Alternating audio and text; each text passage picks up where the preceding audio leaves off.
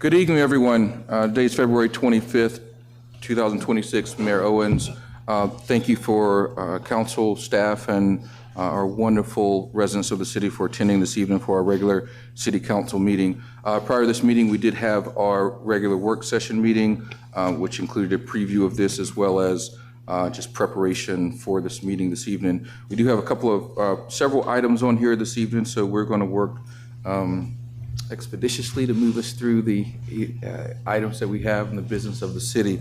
With that being said, Madam Clerk, would you mind calling the roll, please? Mayor Owens. Present. Council Member and Mayor Pro Tem of District 1, Ron Davis. Present. Council Member of District 2, Michael McNeely is out for training. Counted for, yes, ma'am. Yes, and Council Member of District 3, Keisha Jeffcoat. Present. Council Member of District 4, Cassandra Brown is out for training. It's mandated training. They had to go, being a new council person. And then we have Council Member District 5, TJ Ferguson. Present. And Council Member District 6, Deborah Herndon. Present. Quorum present. Thank you, Madam Clerk. Mayor. Can we ask if they can get more chairs for them back? Yes, indeed. I don't know that we have our facilities person. Mr. Copeland, can you work with staff here and make sure? Actually, I see. There's some empty chairs. Maybe if you have an empty chair next to you, can you raise your hand? We have some people standing in the back. Yeah. Okay. If you guys, they can fill in. And Don't be scared to be up front. Yeah. Come on. Okay. Thank you all. Please make space, make room, if you will. They'll work on getting some more chairs here momentarily. There are still a couple of 4 empty chairs up front. There's more chairs. 3 maybe. There's a couple on this side as well.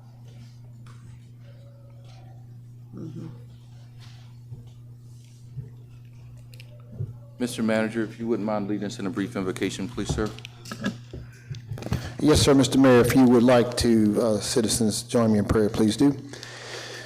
Heavenly Father, we pause and we recognize that your hand, your favor, your blessings have been upon the city of Mableton, and we are so thankful for all the situations you've shown up for on our behalf, taking care of our council, our staff, our public safety, our citizens, opportunities, things that have happened in this city's short existence. And so we're so grateful for this community, and we just want to give you the praise and glory for Mableton tonight. We ask that you would also grant, again, wisdom, discretion, insight, and courage to our council as they make decisions to guide this great city.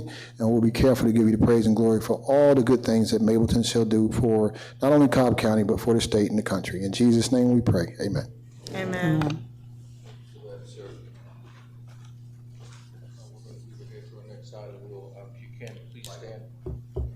Ladies and gentlemen, please stand for the Pledge of Allegiance. We have the flag there. Councilman Ferguson, will you please lead us in the pledge, sir? I pledge allegiance to the flag of the United States of America and to the republic for which it stands, one nation, under God, indivisible, with liberty and justice for all.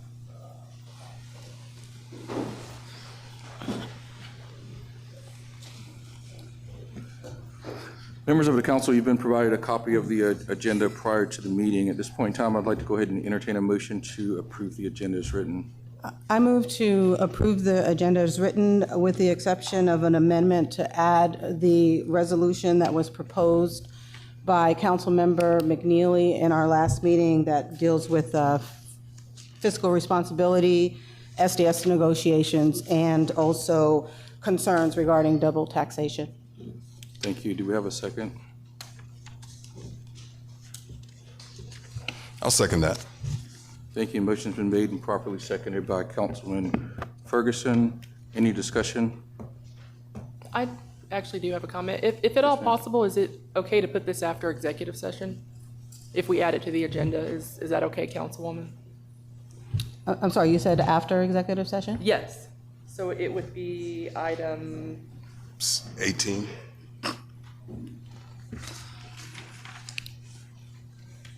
Yes, it would be, or item, yes, 18. And then 18 would move, obviously, to item 19. Is that okay, or? I guess my question is well, can you disclose the reason why it would be after executive session? Well, I do have an update that deals with litigation and pending proceedings that may touch that item. It would give the council time to hear the update before any vote. Okay. Thank you. So is that an amendment you're willing to make, Councilwoman? I'm sorry? Is that an amendment you're willing to make? You want to make that amendment? Oh, okay. I moved, I'm sorry, go ahead. And I was going to say, an alternative would be if we could, if you want to put it earlier, if we could just recess for maybe 10 minutes so that I could just give you that briefing. If you didn't want it so late in the agenda, that's an option too. Yeah, I didn't particularly want it so late in the agenda. I mean, but I hate to recess because we have so many people who are waiting to, have things settled. We have zoning ordinances and things like that, cases. So. Okay, so you're fine with it at the end still?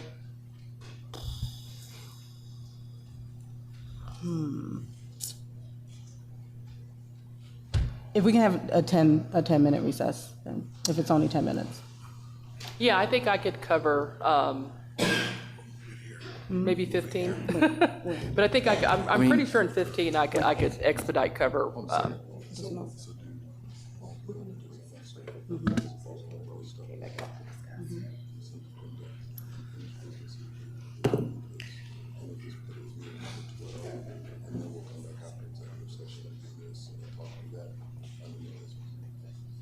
So we put it as number 12? Yeah, so we would do a 10-minute recess without the council. We wouldn't recess. Would it make sense for us to move it to like item 12? So it's not like at the end of the meeting?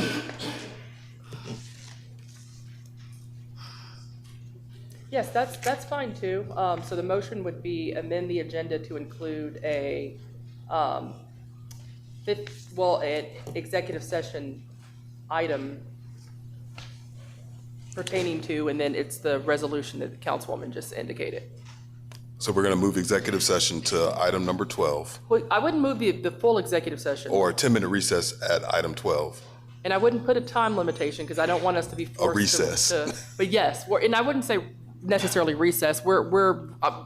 I said recess so the public would know that we're temporarily going to another room, but it would be to approve an executive session discussion pertaining to litigation Okay, we got it. before that item, We got it. before the discussion of that item. So you want to make an amendment? Litigation and administrative proceedings.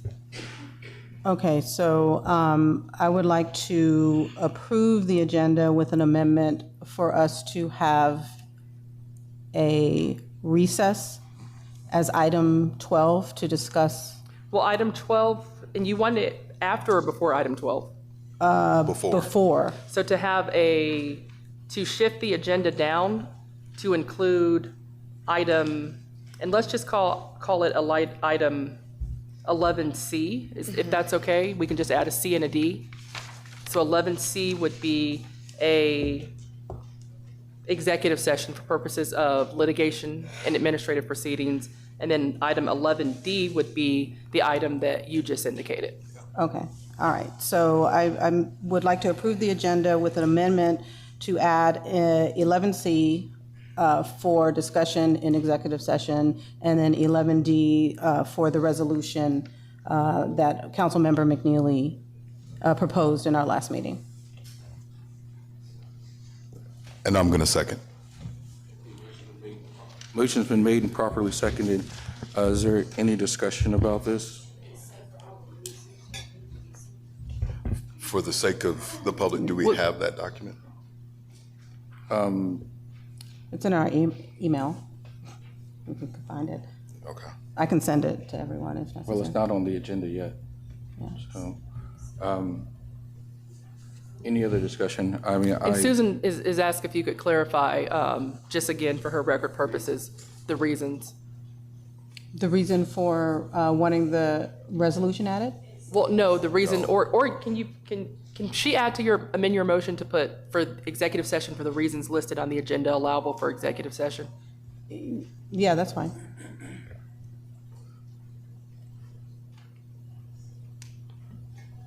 Okay, again, excuse me, I'll ask any discussion on this matter with the added potential resolution. Hearing none, I'll call the question. All those in favor of approval of the agenda with the amendment made by Councilman Herndon, please say aye. Aye. All opposed, say nay. Nay. That's 3-2.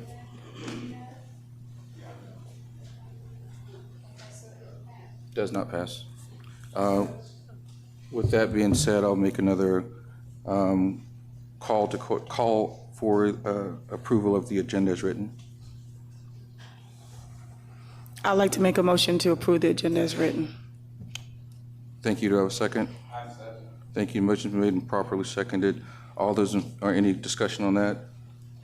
Hearing none, all those in favor of approval of the agenda as written, please say aye. Aye. All opposed, say nay.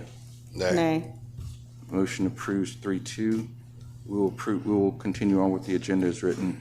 Next item is item 6A. That is the public hearing. This is RAZ 2025-11. It's a tax parcel for Oak Ridge Commerce Way. This is a request to rezone 29.15 acres from MHP to LI for a 300,000 square foot warehouse distribution center. This has come before us, Director Michael Hughes, and who is here. Madam Attorney, as it relates to this matter, the council would like to entertain a motion for deferring this item until December 8th, pending looking at other infrastructure items as it relates to this site and to the 300,000 square foot distribution I'm center. sorry, Mayor, you said December 8th? No, April 8th. Oh, April 8th. Did I say December? I'm sorry. My mind was April 8th. I don't know what happened here, but April 8th. So that's an ask right now, but could you, Yes, Mayor, and actually that would be my recommendation too, just to do final due diligence on this matter. So that would be the request as well. And for the public, that would be to bring this item back on April 8th for the public hearing, as well as everything that's listed below, as well as the applicant can speak as well. thank you. To move forward with this, we actually need to have a motion made by the council. Yes. motion to defer item 6A in the public hearing section, the tax parcel as in the agenda, request to rezone a 29.15 acre parcel to MHP, from MHP to LI. Request permission to move that to the April 8th city council meeting. Thank you, sir. Do I have a second? I second. Thank you. Any further discussion, council? Hearing none, I'll call the question. All those Wait, in- Mayor, may I Yes, ask, Michael Hughes? Yes. April 8th, there's only one regular meeting that date. Is that correct? There's not a workshop that date? I just want to make sure for the record that we provide clarity as to when it's going to come back. That is a regular meeting, correct? So Susan, is there a workshop on that date? There is no work session? Okay, thank you. Fair enough. Yes, so the regular work session, but that's the only meeting for that day, so. Correct, did I say Okay, work so session? then, no, I think No, the some motion days we have two stands. meetings, and I wanted to make sure the public was clear as to which time it's going to come back. But we only have one meeting that day, so we're good. Okay.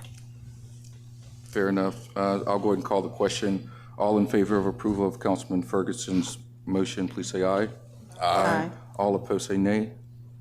Hearing no opposition, the ayes have it. Thank you. We will move down to item 6B, which is RAZ 2025-006. This is a Old Alabama Road. It's a rezone request to rezone 22 acres from R20 to R6 for the development of 94 single-family detached homes. With that being said, Director Hughes, the floor is yours, sir. Good evening, Mayor and Council.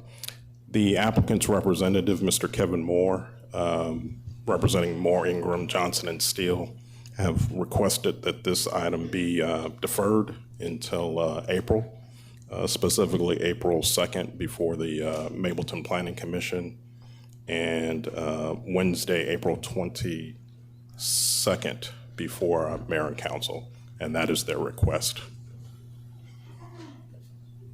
So we'll have it back before us April 22nd. Yeah. Correct. Will we have a work session before? We will. Believe on the that meeting 6th. is where you have your 5:15 work session. Okay. Yes, sir. That particular day, I think you have the 5:15 work session. Okay. Did you capture that, Madam Clerk? Thank you, ma'am. Okay. Anything else? No, that's it, sir. Thank you, sir. We would need you to, a motion, yes. Yes. All right, council, any questions, further questions for Director Hughes? Hearing none, I'll entertain a motion for this deferral for REZ 2025-006. I'd like to make a motion to defer REZ 2025-006. I second. Motion's been made and properly seconded. Any other discussion, council? I want to clarify that date was April 22nd? April 22nd, okay. All right, I'll call the question. All those in favor of the motion made by Councilwoman Jeffcoat, please say aye. Aye. All opposed, say nay. Ayes have it. There's no opposition to that. Thank you. And thank you, Director Hughes. All right, next up is our item 7. This is the FY 2026 second quarter financial review. Council, as you recall, we've asked for quarterly financial reviews. These financial reviews will be made by our finance director, potentially our deputy director, but focused on where we are throughout the calendar year or throughout the year, focused on where we are within the spending process as well as revenues. With that being said, welcome, Director Ellis. The floor is yours, ma'am. Thank you. Good evening, everyone, Mayor and Council. I have for you your quarter two. Apologize, I will be clearing my throat regularly. I have my regular seasonal allergies, so apologize in advance. We have your quarter two financial review. This covers the period October through December is quarter two, but the full financials are from the beginning of the fiscal year, which is July 1 through December 25th. This is just an overview, highlights of the financials. We are at 50% of the year, so July through December is 6 months. We have revenue collections almost at 100%, and our expenditures are just below 30%. We have some areas at the bottom are some variances that you might look at because they aren't around that 50% range, and basically explaining those areas. We are on target. Franchise taxes are regularly almost a quarter behind because of the way they come in. They're in arrears. So we are on target with franchise taxes, even though it's only showing at 17.46%. We are at business occupational tax. This is mostly new businesses coming in. Our renewal period is in March, so you will see a big influx, probably exceeding our budget of 2.5 million coming in the next quarter financials. And then our big winner of the evening is insurance premium tax. We had originally budgeted that in the budget adoption at 4.2 million. We received 8.3 million, so we collected almost 200% of that. So that is a great, robust surplus there for the city. We are tracking over budget for license and permitting as well. We budgeted very conservatively on that one, so you see that one is above budget. We're only at 50% of the year, as well as interest income, budget very conservatively, not knowing what kind of cash flow we need throughout the year. And risk management, our tiny little department there, the only reason that one's over budget is because it is a once-a-year payment. So that 48,000 will pretty much stay the whole year. So inevitably, we will be under budget in risk management. Real quick, they're trying to give you some water. Oh, thank you. Do I sound that bad? Thank you. Okay, this is just a quick picture of our cash and investments of the year. This includes not only the city of Mableton, but also our urban redevelopment agency, which we have as a component unit of the city, totaling almost $19 million for the city. Can we go back? Yep, go back. Real quick, just a quick general question. City manager, so the revenues slide, revenues through 12/31, is it generally what we should expect that through half of the year, we've already received 98%? Well, property taxes are due December, so yes. Okay. The TAVT, for that, oh, you're talking about The overarching, overall, Yeah. yes. You have some of your major revenues that have come in that are exceeding, so that's what's drawing that average to be 98%. So you aren't normally going to see it at that high, but because of our insurance premium tax and probably the interest income, that's why it's such a high percentage. So, sorry, I didn't mean to answer for you, City Manager. This was the next slide, so I'll just go on with this. This is our revenues through December 31st. As you'll see, property taxes, which are really the TAVT, which are vehicle, it's not property taxes levied within the city. We're at about half of a year. We're a little month behind because of the way that it's accrued, so we're on target with those. Most of these things we've already pointed out. If you have any specific questions on the revenues specific that I haven't already addressed, I'll be glad to answer that. I'm sorry, I didn't mean to go ahead. No, you're fine. Okay, I'll move forward for expenditures for the general fund. These are by department. Again, you'll see every department is pretty much below budget or close to budget, with the exception of risk management, which again is driven by property and liability insurance that the city carries. We might come close to that budget, knowing we have added some additional assets, so that may change a little bit, but we don't anticipate exceeding that. If there are any questions on total expenditures. Now we'll go into our additional funds throughout the city. This is our tree fund that we established this year with the budget. We have $160,000 budgeted coming in from the general fund to fund this beautification fund, and we have contributed $80,000, which is half of the year. We haven't had any approved projects yet, but I would assume at some point we'll come to council with some proposed projects throughout the city that we can use some of this funding for. Now we have the Six Flags Special District Fund that we established last fiscal year. We assessed $1.2 million for the Six Flags area. We have collected, as of these financials, $1.1 million. We have collected almost 100% of those collections. We have a couple things that we're reviewing as far as delinquent, but we're on top of all of those and have spent nothing with these revenues until we get some council direction for those funds. So that's where we're at with Six Flags. Hotel Motel Tax Fund. Again, this is a balanced budget. We've got $241,000 coming in for the year.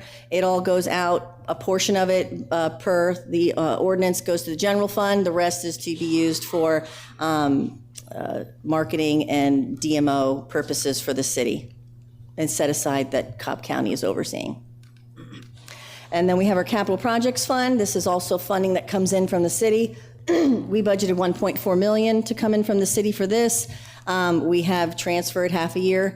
We've spent everything to date on our fleet vehicles. That's what you'll see for general government, $500,000 budget. We've spent our budget for all of our fleet vehicles for the year, and we're at half the year with IT proposed projects that we used for the capital fund. And then last, we have our urban redevelopment agency.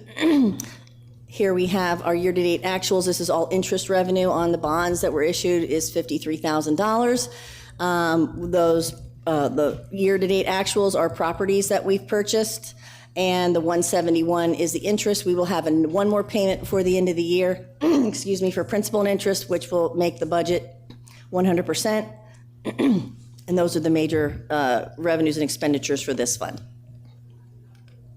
So you have any other questions on any of those funds or any other questions outside of that, I'll be glad to answer them.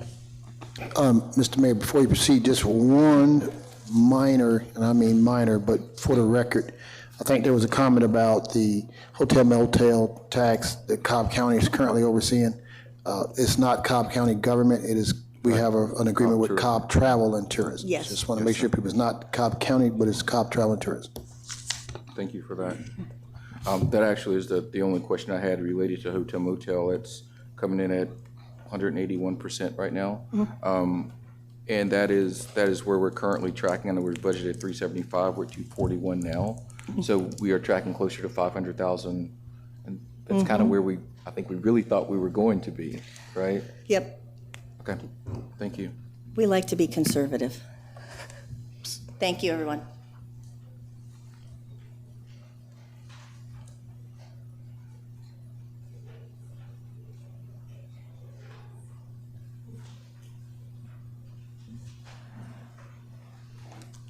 All right, thank you for that presentation. Next, council, is our appointment sections. We are 8A. We do have one appointment to our Planning Commission. And this is, if I'm correct, our District 6, Munzir. I know he's here. Sir, where are you? Yes. So we do have a Planning Commission person for District 6. If you want to come on up, we'll go ahead and get your... Stand right there. Council. Mayor, Yes, ma'am. I'll just do it from here.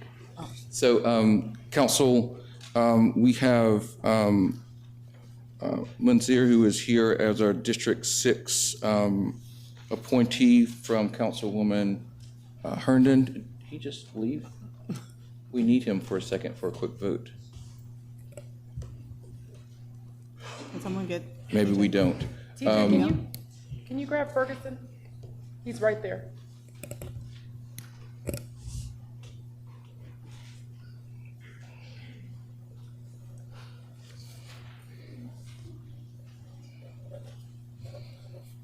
You can step out in a sec, sir. I just want to. It's all right. All right. Councilman Herndon, if you would, since we're only doing one, if you want to take a second and just announce who your appointee is. Oh, okay. My appointee is Munzir. I'm sorry, Munzir. How do you pronounce your last name? Yeah. Yeah, yeah. Yes, he's a District 6 resident, and he's been very interested in volunteering and working with the city of Mableton for as long as I've known him. I was excited and elated when he agreed to be my Planning Commission appointee. Great. I will echo that. We've gotten to know each other since we became a city, and he's always wanted to be active and has been active in a lot of different ways. So I'm happy to have an opportunity to make this formal. So if you will make the motion, ma'am. Okay, I move to approve Mr. Munzir as a Planning Commission appointee. I second. Thank you. Motion's been made and properly seconded by Councilman Ferguson. Any other discussion? Hearing none, I'll call the question. All those in favor of appointment to the Planning Commission of Mr. Nazir? Aye. Aye. All opposed? Congratulations, sir. Let's get your appointment.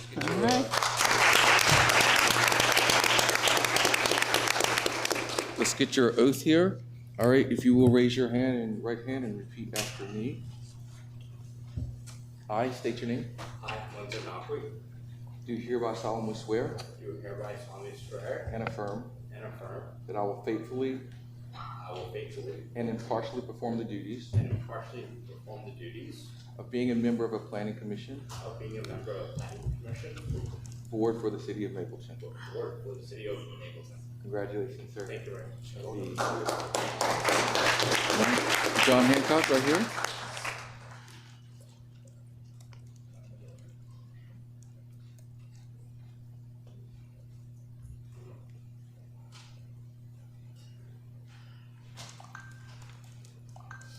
And here.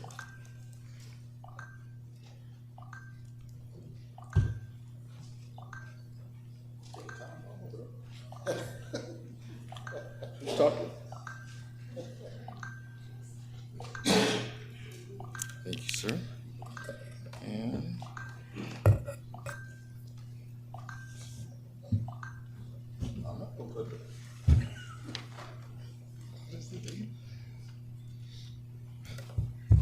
all right, we'll get a photo.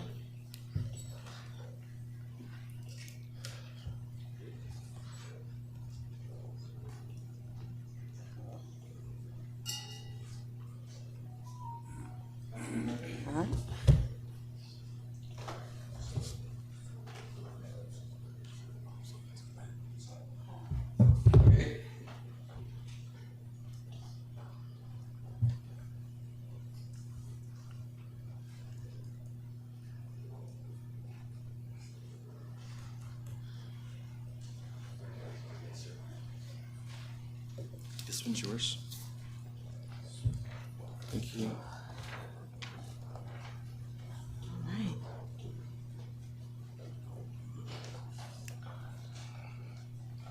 Ladies and gentlemen, if you could please give Mr. Navik another round of applause, please. I might remind you that all of the CABs, the commissions, authorities, and boards that we have are volunteers. They do not get paid for their time and their service. There's many others that are here tonight that serve on these boards as well. We can't do the work that we do without volunteers. These specific boards are important. Some of them handle fiduciary responsibilities, quasi-judicial. The Planning Commission obviously is integral to be able to move our planning and zoning department forward. So I just want to continue to say thank you all for continuing to step up and be willing to serve in your capacity with the city, so thank you. At this point in time, we're going to move forward to item number 9, which are public comments. Madam Clerk, do we have any public comment cards for this evening? Yes, Mayor, we have 6 that want to speak. Just a reminder, it's a 2-minute time limit, and I will call 2 names at a time, so you can go ahead and start coming up to save time and keep the public comment rolling. So the first person is Monica Delancey, and following Ms. Delancey will be Trey Hutchins.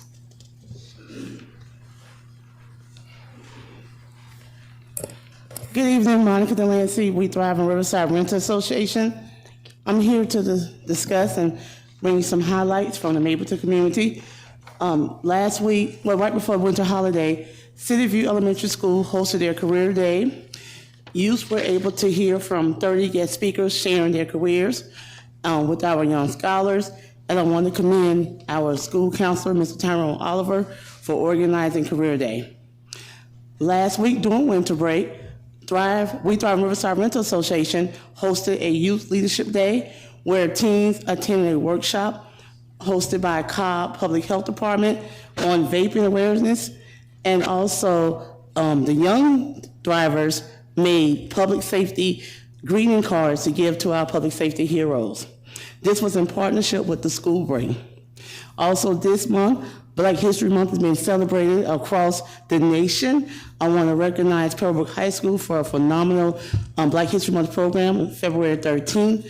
And also this Saturday, you will have an opportunity to go visit with the Cobb NAACP for their open house from 11 to 1 in the old Turner Chapel Church on Lawrence Street. I do want to invite you to attend our Renters' Rights Summit. It will be held on March 22nd. The date has been changed. That is a Sunday, March 22nd, where there will be guest speakers about routes to home ownership, about code enforcement. There are presentations from the insurance to learn about the importance of having renters insurance. And also, we will have updates from our legislators about some House bills that were passed in the legislative season.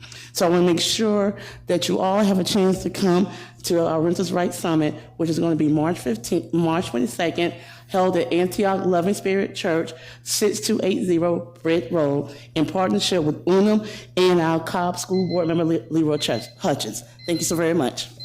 Thank you, Ms. Delancey. Black History Month quote for the day: if they don't give you a seat at the table, bring a folding chair. Following Trey Hutchins will be Steve Friedman. Thank you, Mayor and Council. My name is Leroy Trey Hutchins. I have the privilege of serving as your Cobb County School District Board of Education member representing Post 3, which is Mableton, Austell, and Powder Springs. I just have 2 updates for you on this evening. The first one is on February 13th at our last Board of Education meeting, the Cobb County School District Board of Education, in a 6-0-1 vote, authorized our first charter school in over 13 years. We welcome Power Public Schools to serve Greater South Cobb, grades 6 through 12, to our one team, one goal of student success. So we're excited about that recommendation from the superintendent and approval of the board. Secondly, we ask that you keep our Mableton elementary school family in your prayers and in your thoughts, as we did have a tragedy yesterday. And so we're asking that each of you keep that particular community in your thoughts and prayers. And if anyone wants to reach out to be of assistance, please reach out to me so that we can, as a community, show love and support for that school and school community. Thank you. Thank you, Mr. Hutchins. Following Mr. Friedman will be China Cartridge. Good evening, I'm Steve Freeman from Mableton Lodge. We're at the corner of Dodgen Road and Mableton Parkway. The Red Cross is holding a blood drive Friday. There's an urgent need for blood at the moment. They're offering a $20 e-card for anybody who donates. They're also testing for sickle cell. That's an additional $20 e-card. It's from noon to 5. We're right off the corner. It's the 2-story white building. You just come in, fill out a form. The other thing we do is the Georgia CHIP program, which is the Child Identification Program. We will be doing that. We do that at the Taste of Mableton, which is coming up. We also do it the 2nd and 4th Thursday of the month, which is our meeting nights at 6:30. Just come in. It takes about 10 minutes to fill the form out. We take fingerprints, DNA, pictures, and a short history. It's all put on a thumb drive, and everything is given to the parent. So God forbid something happens, you give that to the police, they plug it into their computers, and it goes nationwide. We also do that for elderly people also who might have some sort of dementia that might wander away. We do that for them also. It's the same program. We will be doing blood drives every 4 months. Obviously there's a big demand, and hopefully some people can show up, and I appreciate it. Thank you. Following China Cartridge is Sam Cubreth.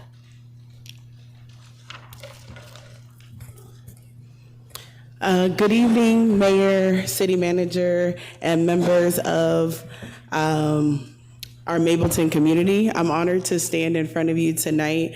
2 weeks ago, as Trey Hutchins said, that Power Public Schools was officially approved to be one of the first AI-empowered schools in the nation. And so I'm just really excited because this is the community that I grew up in. I went to Riverside, Lindley, and graduated from Campbell's IB program. And I just wanted to take a moment simply to thank you all for your support. So many people in this room stood with us in this journey. And from the mayor to our city council to our city manager to community leaders and families and residents who showed up and spoke in support, wrote letters, and believed in the South Cobb students that they deserve another excellent option. And so I was overflown with emotions on that day because it was a dream that then was realized, and it was with the support of the community that this happened. And so just wanted to say thank you. Also wanted to announce that in April, we'll formally be opening up our enrollment. And so we'll have 100 slots. We already have 350 community members that are interested, but we'll have 100 slots for 6th and 7th grade to serve our students next year in 2027.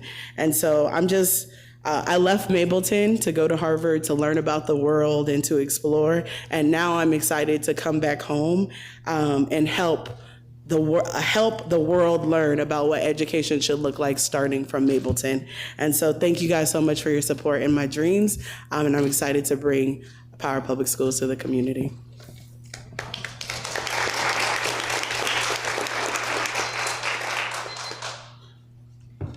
Following Sam Cubreth, we will have Denny Wilson.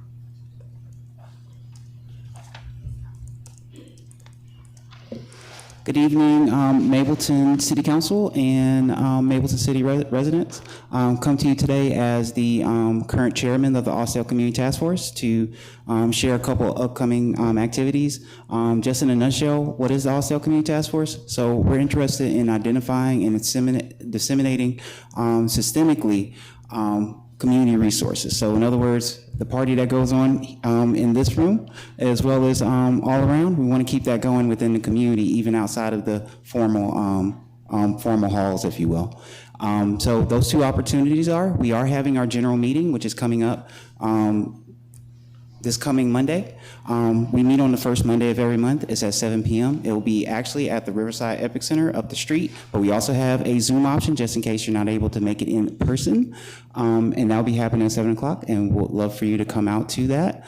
As well as we have a very unique opportunity coming up, which is being done in conjunction with the Riverside Neighborhood Community Garden and My Green Earth. We're having a mini food forest work day and compost workshop. And I believe Cobb County is helping us out with that as well. We're going to be having that at the Rec Center. For those of you that don't know, we actually have a community garden that is set up in conjunction with the Riverside Neighborhood Community Garden. That's about 17 or 18 raised beds, and we would love for y'all to come out anytime to kind of take a look. But specifically for this opportunity, it will be taking place on Saturday, March 7th from 10 a.m. to 12 p.m. and it'll be taking place. And if you need RTPs, please take a look for either of the events. You can take a look at our Facebook page, and thank you for the time. Following Denny Wilson, we have Patricia Alk. I want to start this evening by giving a big shout out to Councilwoman Deborah Herndon. We had an exorbitant increase in our gas bills this past month, and was going to have another increase next month. And thanks to Deborah Herndon, she went on to Nextdoor, and she put a post up about the high prices that we were getting ready to have to pay. Austell Gas service areas includes the cities of Austell, Mableton, Powder Springs, and Douglasville, and it also has some portions of Lithia Springs and Smyrna. We're actually stuck with them. We can't go anywhere because they own all of the gas lines, so we can't seek another vendor or anything, which I've known that for some time. A piece of misinformation that was put out that I had said that the 30-year franchise fee contract that Mableton entered into with Austell Gas was what caused these high prices. I never said that because I know better. And I've dealt with Austell Gas for the last 15 years. Trust me, they know my name. I've called them and talked to them about their prices, but it wasn't until now that, the residents of Mableton took a stand. I mean, we had people from all corners of Mableton, all corners of the county on Nextdoor, demanding that Austell Gas come and answer us as to why they made this increase from $1.10 a therm to $2.10 a therm, which basically was 100% increase. And again, I want to thank Councilwoman Herndon, because if she had never started the post, I don't think anybody else would have joined in, and then I chimed in and other residents. And again, I mean, my heart was elated because for once I saw the community come together in a way that we had never come before. And like I told them, our voice is our weapon, and we proved that to Austell Gas. Thank you.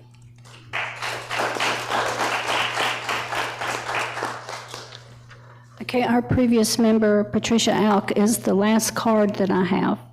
Good evening, everyone. My name is Patricia Alk, and I'm a resident of District 4. I wasn't planning on speaking tonight, but I felt so moved after witnessing the beginning of this meeting. 2 times over the course of 2 meetings, council members have asked for a resolution to be added to the agenda.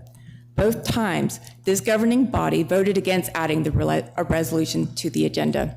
No one asked you to approve the resolution. They asked for it to be placed on the agenda to be heard. This is an item that is important to the public and is worthy of being heard and publicly discussed. This item was brought at the request of 2 council members from their constituents. It is critical for council members to have the ability to add to the meeting agenda to ensure that this governing body remains proactive in addressing community needs and concerns. And no concern at the moment may be of greater importance than service delivery with the county, especially with crossover day being next week on March 6th. The time to take action on this item would have been this meeting. This is how city council members are to ensure that policy discussions are aligned with the strategic goals of the public and that we are made aware of these important issues.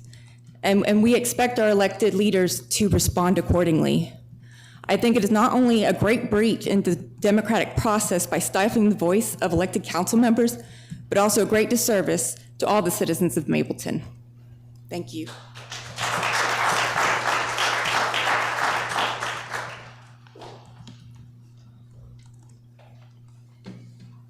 Is that the final? That was the final card. Thank you for that, ma'am. Council, we're going to proceed with item 10A, or item 10. This is the consent agenda. We've reviewed this consent agenda at the work session meetings. At this point in time, I'm going to accept a motion to approve the consent agenda. Motion to approve the consent agenda. Second. Thank you. Motion has been made and properly seconded. Any discussion? Hearing none, I'll call the question. All those in favor of approval of the consent agenda, please say aye. Aye. All opposed say nay. Ayes have it. Thank you. We will move forward now to item 11. Item 11 is our unfinished business. The first item is REZ 2025-009. This is for 6671 Mableton Parkway. The request to rezone 2.33 acre parcel from R20 to NRC for commercial development. With that being said, I know we have Director Hughes, and I think we have our Deputy Director, Tina Garver, is going to speak to this, correct? The floor is yours, ma'am. Thank you.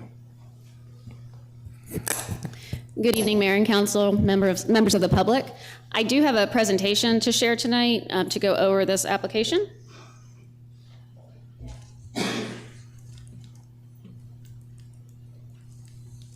Where do I point?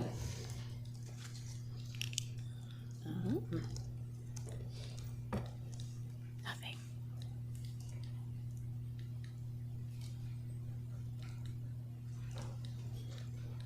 Okay. Okay. I'll just go ahead and start with this application just to remind everybody what this is. This is 6671 Mableton Parkway. This application was deferred at an earlier meeting to allow council more time to become familiar with the application. This is located at, I said 6671 Mableton Parkway, and it's a request to rezone property from R20 to NRC. And staff is recommending denial of the rezoning application, but is recommending approval of a temporary land use permit with stipulations. Similarly, the Planning Commission had the same recommendation of approval of a temporary land use permit with stipulations. They added some additional ones, and we'll go over those in just a moment. All right, I got it now. Thank you. All right, so I did want to go over just a timeline of this application and the history of this project because it is a little unique, because it is an existing commercial structure that is on R20 zoned property. And so based on research, what we found is that the building and the gas canopies were installed around 1975. Cobb County did not have established zoning until sometime in the early 1970s. We don't have that exact date. The gas tanks were installed in 1976. In 1994, the gas tanks were removed from that site. A little bit after that time is when this site was converted over to a hair salon. So in 1996, the applicant who's before us on this current case did change that certificate of occupancy to allow a hair salon. That property was purchased in 2003. And then this is where things started changing a little bit. In 2023, that's when we no longer had an active business license on the site. To go into that a little bit further, I feel like this did not look like it did before. But so 2023 was when there was no longer a business license application, which means that the current application the current certificate of occupational tax certificate expired December of 2022. To fast forward through that, so we do have, the applicant came, sorry, this is messing me up. I'm good now. All right, so in February of 2024, they did provide a lease that owner did get a new lease with an applicant. And then in 2024, this is when it came before the city. So just back up just a second. The occupational tax certificate expired at the end of 2022, and in September of 2024 is when this became before the city again. In November, I'm done with my timeline. Anyway, so we're just going to skip ahead. Let's see, right here. All right, bear with me. All right, so September 2024, the applicant came before the city to apply for a new occupational tax permit. That was denied. In November, the applicant did receive an application to start this rezoning process, which is where we are now. In January, that application was heard by the Planning Commission, and then that's where we got that recommendation to table. And then in January later on, it came before the mayor and council, and then now we're here in February. This is just to delay or to demonstrate that this case has been moving forward, in that the applicant was advised that there was a issue with the application for the occupational tax. They were advised to apply for this rezoning. The applicant did apply for the rezoning in November, and it's going through our typical process.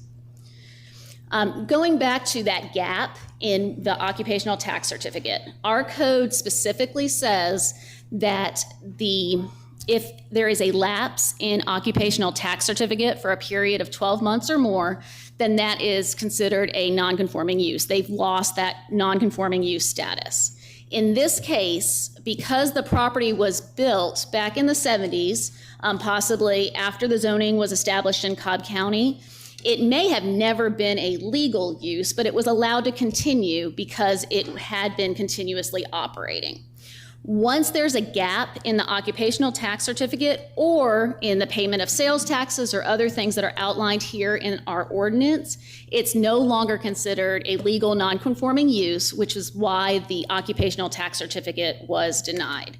So the property is zoned residential, but was used commercially and was allowed to continue operating because there was not a lapse. Once there was that lapse, that's when the application was denied. There's been some discussion on tax classification and zoning categories. We did reach out to the Cobb County tax assessor to clarify that question. And so the way properties are taxed is based on the use of the property, not based on the zoning of the category. So the tax classification here is C4. That's different than the zoning category that is R20. The C means that it's a commercial property, and then the 4 indicates the size of the parcel. It is listed as a mixed residential building, and it's mixed residential / commercial. The reason why the Cobb County tax assessor has that clarification is because it's a commercial structure, but it's on that residential zoning. So it is listed as mixed residential built on commercial. The property, the tax assessor does say that their records show that it's zoned R20, and that properties are not valued on their zoning. They're valued on their current use. This site did have a property that was paying personal property taxes, and it was ahead a time. And the last time that personal property tax was paid is 2023. So what this means is that the zoning is R20, and the zoning has always been R20 on this site since Cobb County established zoning in the early 70s. So in the early 70s, Cobb County zones at R20. In the early 70s, the gas station's built. The gas station operates continuously until the gas tanks are removed in the mid-90s, and then it's converted to this hair salon. So I just want to make sure that we're clear that there's a difference between the zoning category and a tax category, and that it has always been zoned R20. So even, and I hate to interject, but even, first of all, do we have this? We can get it to you. And hopefully it looks like I remember it looking instead of it the way it looked up there. Okay. You said what? I'm sorry?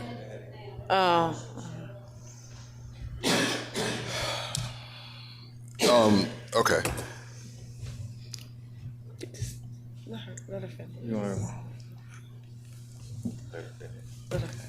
Councilman, can you finish? Yeah, go ahead. Presentation, and then please proceed, Ms. Carver. I can finish? Okay, sorry. I was going back to the timeline. Non-conforming uses taxes. The other question that came up in some of the earlier hearings was that of a deed restriction. We did review the deeds, and there are some deed comments or deed restrictions that were listed that may impact the use of the property. And so what I've done is identified them here.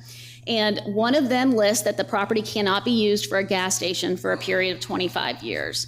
The deed was recorded in 2003, so that 25-year period would be in 2028. The deed does state that the premises shall be restricted solely to industrial and commercial use. It doesn't specifically have a time frame in the deed, but state law does limit deed restrictions to a period of 20 years. So the 20 years from that 2003 deed has already passed. Additionally, there is a section of the deed that discusses how conflicts should be addressed as far as if there's conflicting areas, you have to go with the intent, but also zoning does overstate any kind of deed restriction because zoning is the stronger of the two. So the purpose of this presentation here is just to give you that additional information on the timeline, give you the additional information on the tax class, and the information on the deed restrictions.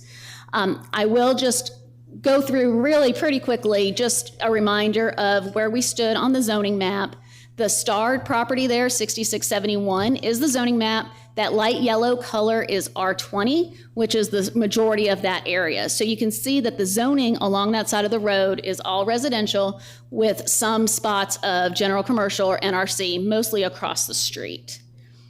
The future land use map is similar to the zoning map in this area, where that yellow color is medium density residential, with some little small pockets of commercial, mostly on the other side of the street with neighborhood activity center and public institutional.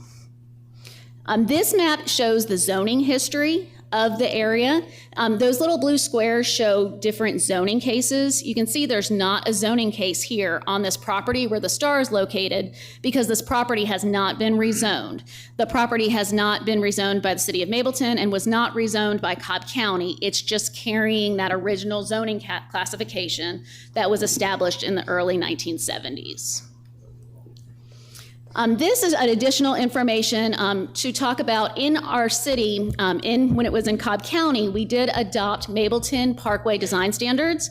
We adopted these design standards on Mableton Parkway as well as on Veterans Memorial.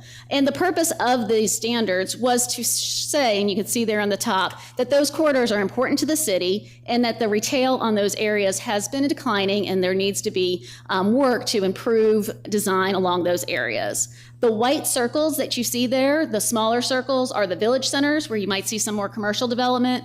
And I've marked with a star the location of this site to show that it's not in one of those village areas, it's in one of those in-between areas, further showing the need for it to be residential to be consistent with the plans. And then just because there was some conversation about what all structures we're talking about on this site, I wanted to share this slide to show that there's the main building. There is an accessory metal canopy that's there on the bottom of the screen. There is a billboard on top of the gas canopy, and then there is the gas station canopy, which is no longer being used as a gas station canopy, but that's what it appears because that's what it was originally constructed as. And then to summarize what staff's recommendation is for that main building, which you see there up on the top, that's the building that was constructed around 1975. We don't have a permit on file, but it's assumed that it was permitted, but we don't have that because it's just older because of the age of the structure. That L super sign was not permitted. That one has been installed maybe with that newer tenant who had signed their lease or attempted to have a lease. The recommendation, based on staff's recommendation and the Planning Commission, is to allow this building to continue use under a temporary land use permit with stipulations. The gas station canopy, which you see here in the front of the building, again, that's estimated to be constructed around 1975. We don't have a permit on file, but that may be because of the age. And staff's recommendation is that structure, that gas station canopy, to be removed within 2 years of a temporary land use approval. The metal accessory structure, that's this one here on the bottom of the screen. I recall there was some conversation about this structure. This one, I don't know when it was constructed because we don't have record of any permit. Looking through the aerial imagery, it was sometime before 2008. Staff's recommendation for this structure is for it to be removed within 6 months of a temporary land use approval. And then lastly, the billboard, which is located on top of the gas station canopy. Again, no record of any type of permit or allowance for this type of signage. It was installed sometime before 2008. And staff's recommendation, along with Planning Commission's recommendation, is to remove this within 6 months of approval.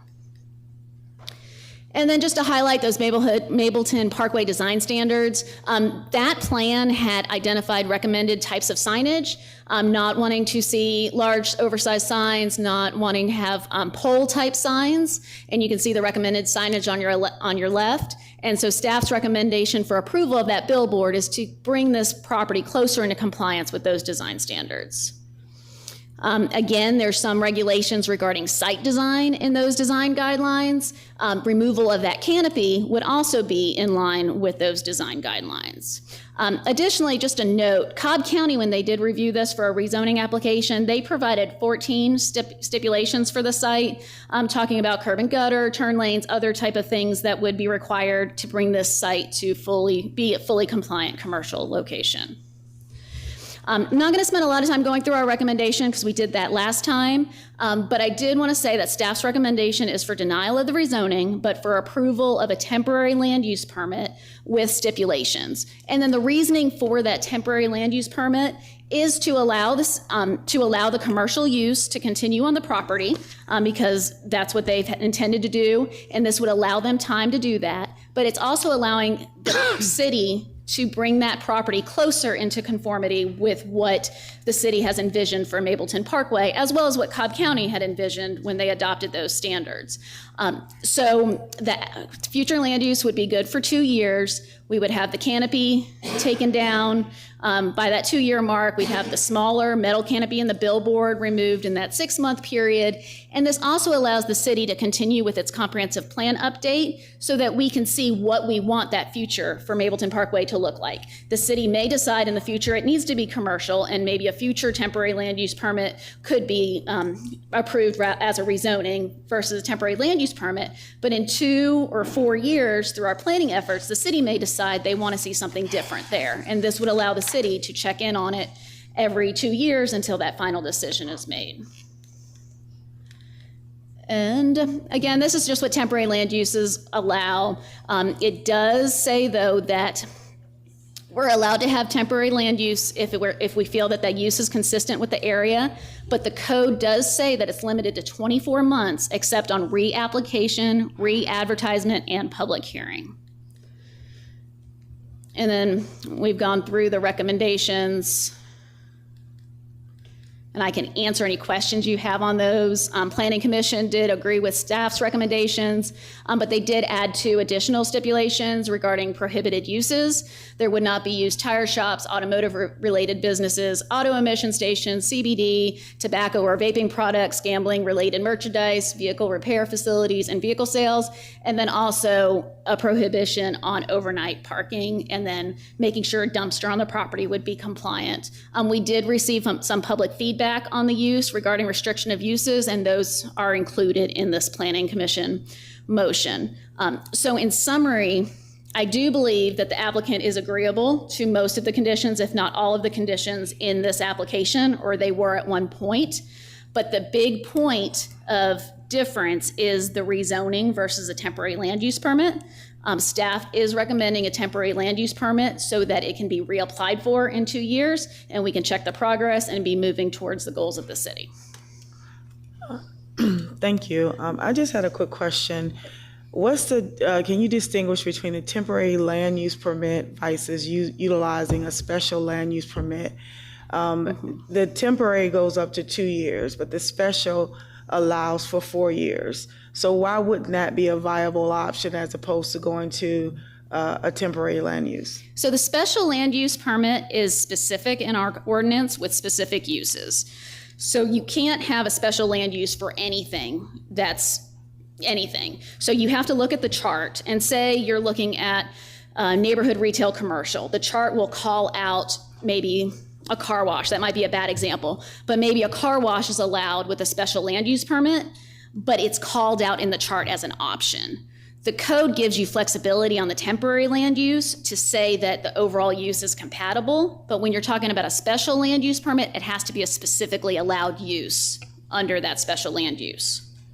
Does that make sense? It's a line in the chart. Like, it tells you what type of special land use permits you can apply for. But provisions can be made to that chart, right? Yes, they can, but they would apply throughout the city. So say you did, and it will be your your decision to make a policy decision on the ordinance, but say you did want to say temporary land use permits can be up to 4 years.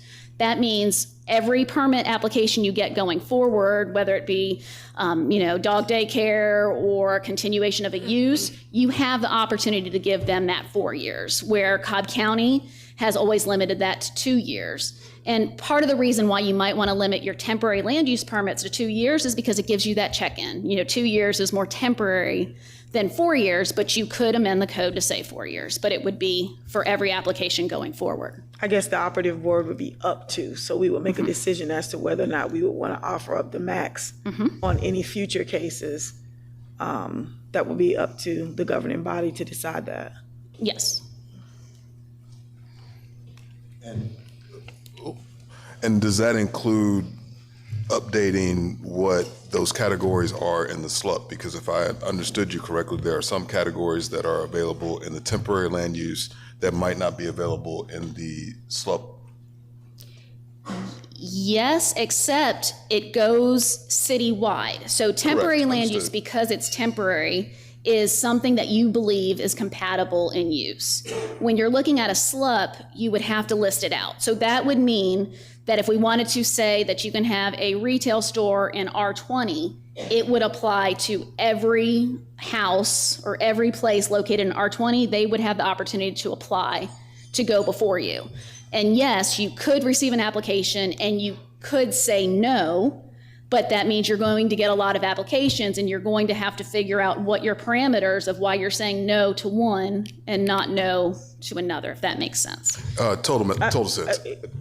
I mean, obviously, there are extenuating circumstances in this case, right? So this case has been zoned R20 for 30 years or more and operating commercially. So from that instance, we're able to make, obviously, a decision around that because it's extenuating. So I guess that will be the argument that we will utilize to substantiate our decision. So the SLUP would run with the property, and it won't necessarily have those check-in periods. So if you were okay with it always being a gas station, and if you're ready to make that decision that this can always be a gas station structure with whatever on it going forward, and you never want to see it redeveloped in any other way, then you could do that. You could approve the rezoning with stipulations if you wanted to.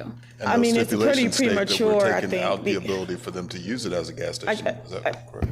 Right, they're not using it as a gas station. I guess it's what I'm just- saying is it's premature now to talk about future land use because right now we're basing it off of Cobb County's comp plan, correct? So we haven't had an opportunity to finalize our current comp plan to be able to even discuss any future land use.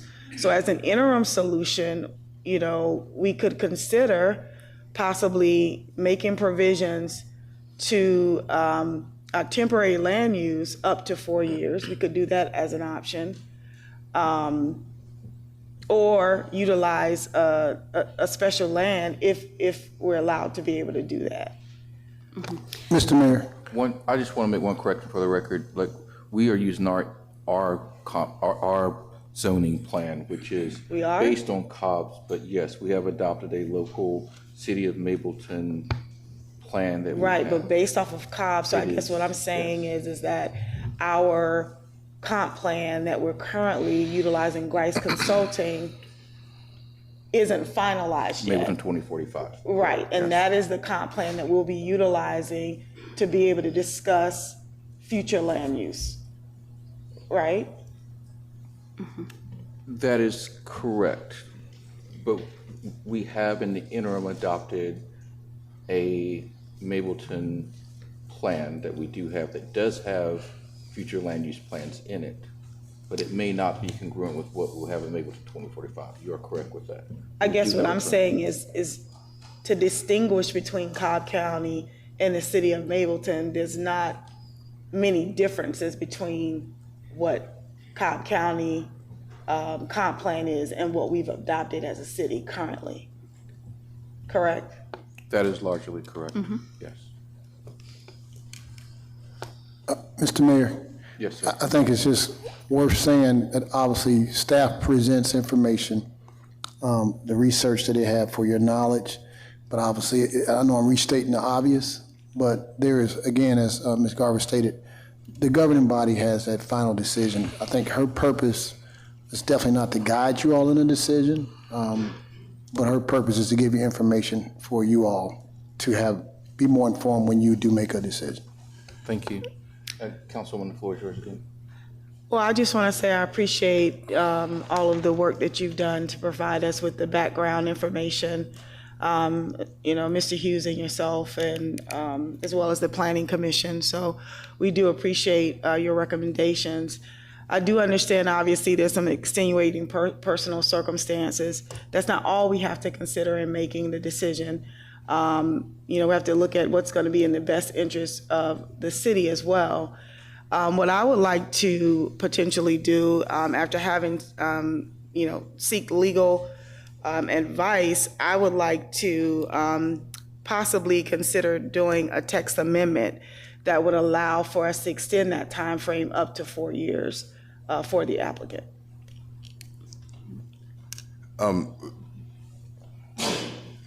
Bless you. That's definitely something that we need to talk through. One question I have, in what you said, I believe, is to allow the commercial use for the length of the temporary land use permit and allow. So now, does that give them the business the opportunity to get the business licenses that are necessary, get the utilities cut on that are necessary, and all sort of thing, and the things that they've been stopped from doing up to this point?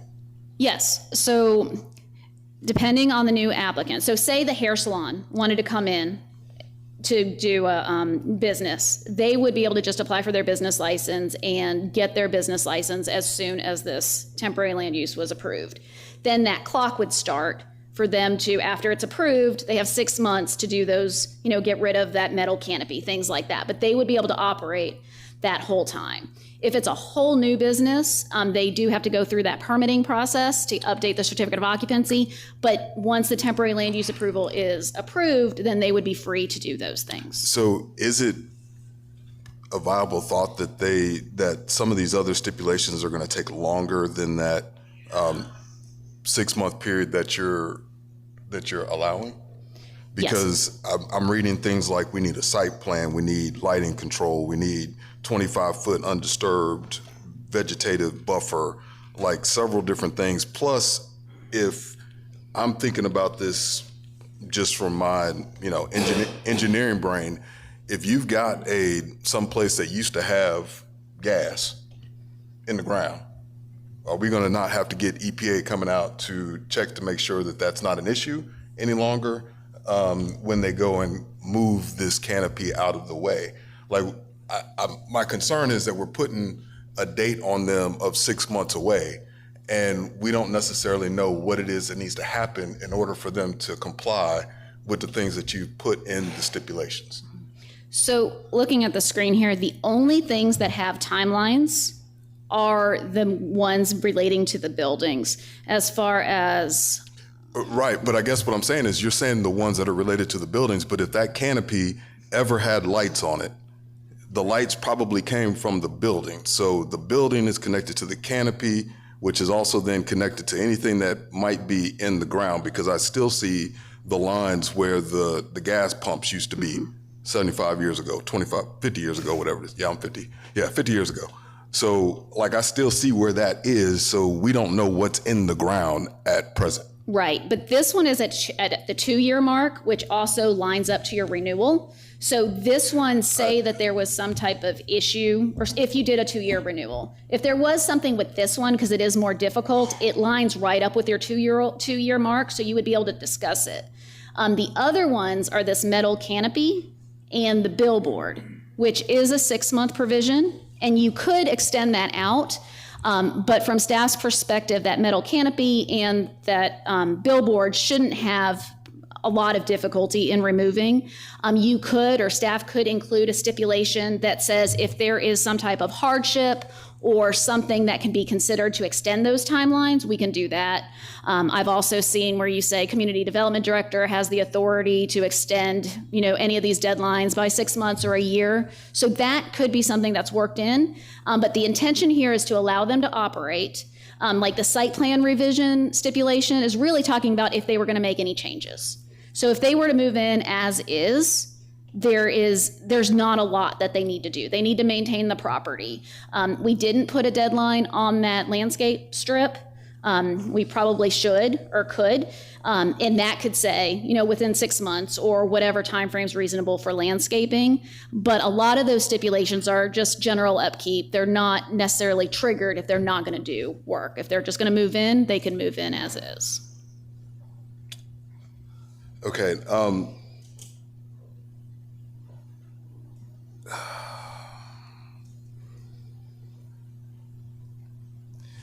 So let me ask the question this way, because I've got this feeling that we are creating a problem that maybe was never a problem, and we're putting undue pressure for timelines and everything else on the applicant where this has never really been an issue. And just because we became a city, it's now all of a sudden an issue. I don't agree with that. And the fact that the timeline that you presented, and I hate the fact that I wasn't able to see the timeline before tonight, but the timeline that you presented talks through the time that we were in transition.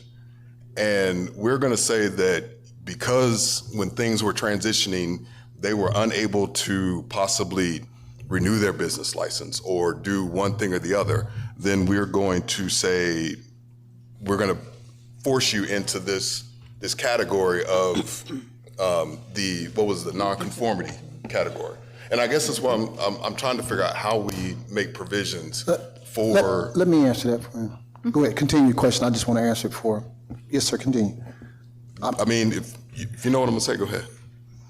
This council approved an extension during transition. I think you gave a couple warnings that you did the extension without penalty to renew your business license. And when that expired, that's something that this governing body, I think you did it twice, one time, three times. I want to be careful because you're making some statements that may not have all the facts laid out, and you have to be careful, especially as a council, putting that information out, that when you say we are doing, there's no we are doing. This is a staff member presenting information to a council. The we is this council, and you're talking about, and that may not be what all of y'all are saying. So I would just say be careful when you're presenting information that looks like we're trying to do something that you may not have all the information. For example, you all did approve the extension, granted the extension, and then it was my understanding that this council wanted to see the city have a better appearance and that there were going to be changes in some of the zoning to make sure people can beautify the city. And so staff is only going by what the council approved. So I want to make sure it's not presented that this is something staff is obviously doing. And I'm in no way, shape, form, or fashion am I saying that staff is trying to be negligent against our citizens, not one iota. So please don't think that. I'm thinking that the city as a whole, that's us, that's y'all. When we think about, the laws and things that we put in place and and those resolutions, those ordinances, those things that we put in place, we have the ability to make changes as we see fit. And that's pretty much why I got elected, was to be able to make changes to these sort of things as we saw fit. So to say that all of these stipulations that were put in there by the Planning Commission, that were put in there by, the buck stops here. Unfortunately, nobody knows Tina Garver's name. They know TJ Ferguson's name, They don't know. And so the buck stops here. So I guess I want to be clear that everybody understands. I need to take this back. I would like to definitely defer this to a later meeting because I want to read the timeline that you created and all that information that was created so that we have a better understanding, because the legalities that we have right now, I don't want to put us into a bad position as a city. So I'm going to stop talking and I'm going to say, Mayor, I guess I'm going to keep talking. Go ahead, sir. Mayor, there's a great quote that I heard the other day, and it said, let's not allow our fears to overcome our obedience. And our obedience is to the citizens of this city. And in that vein, I would like to recommend that we push this to the April. So Councilman Ferguson, let me say that Yeah. this is not for a vote tonight. This is, and I will, specifically this says for council questions and for discussion, the opportunity for Director Hughes and for the Deputy Director to give a comprehensive history and have an opportunity to ask those questions, to have this discussion, but the actual vote for this will be April 8th. That was already determined, so there's no vote for tonight. I wasn't actually, Well, I don't think we voted on that yet, April 8th was my Mayor. request. So I don't think we voted for April. I think everyone's we haven't agreed. voted yet. And Yeah, but that we was would need what I to was vote. going to say. My request was I think we've already recommended further out than that, April though. 8th. Okay, I was trying to ask for 30 days. That's already been, 30 days Yeah, from, just to make a motion from to today. defer Right, this so item to April 8th. 22nd, I believe, So would be that you meeting. want to go Okay. further than April 8th? Yes. Okay. I'd just like to say for the time that we have, if we can work as a council to come up with a definitive plan to help this resident of Mableton so that we actually have an answer, because I know we're trying to work it out, but this is, we're continuing. In the meantime, they have decisions that they need to make and things that they need to do. So if we could work during this time to actually come up with a solution, with our community, with our directors and everything, so that we can come up with a decision that will assist them and to make things easier for them, all the while trying to stay within, the things that we need as a city, so. yes, I mean, I think, to piggyback off of what you're saying, I think that's the overall intent, right? Is all of us, I know I have had an opportunity to do my due diligence with having to talk with our community development team, as well as Cobb County, and just doing the necessary research that we need to do, because, I do sympathize with the applicant, and but I also understand that we need to make decisions that's going to be in the best interest of both the constituent as well as the city. So, Thank you. Madam Attorney, the floor is yours, ma'am. Yes, Mayor and Councilwoman, I did have the opportunity to speak with the attorney for the applicant. Her office, she reached out to me this morning. Oh, there she is.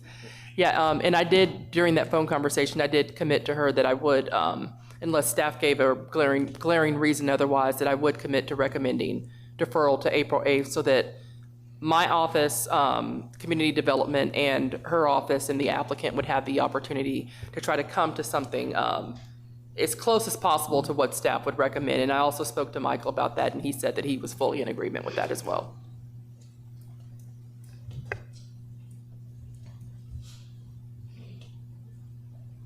Okay. I don't think anyone wants any unnecessary delay. We just want to get it right. And I think that's true from the applicant, from the staff, the planning commission, and this governing body. So I think that's how we're going to proceed. Matt, okay. I'd like to make a motion for this. You might. I'd like to make a motion to defer this zoning application until April 8th. I second.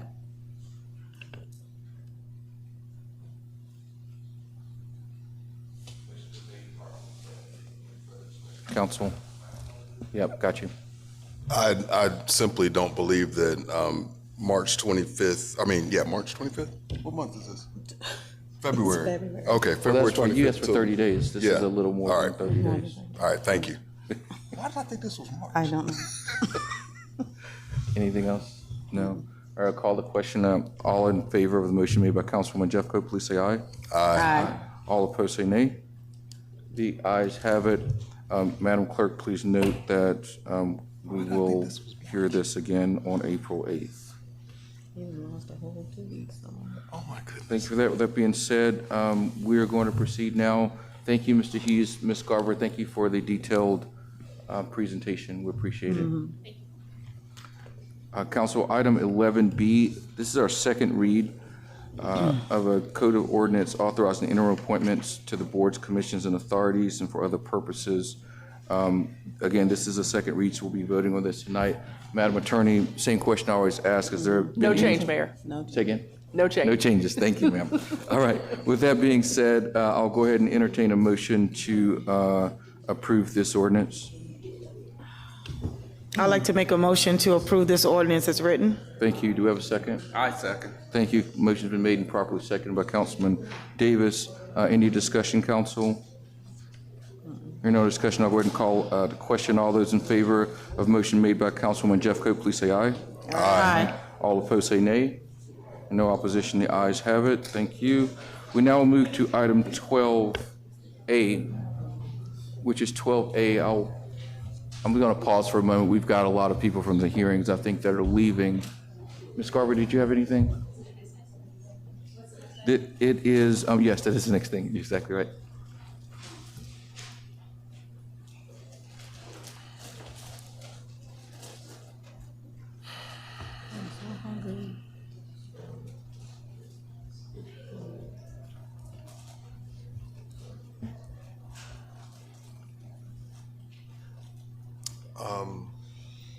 Mayor, we have the break at 12.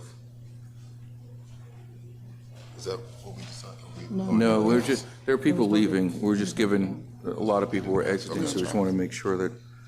No, never mind. All right, Ms. Garver, item 12A is a resolution establishing the excise tax rate for alcohol wholesalers and dealers. Floor is yours, ma'am. All right. Technology is not my friend today, but that'll be all right.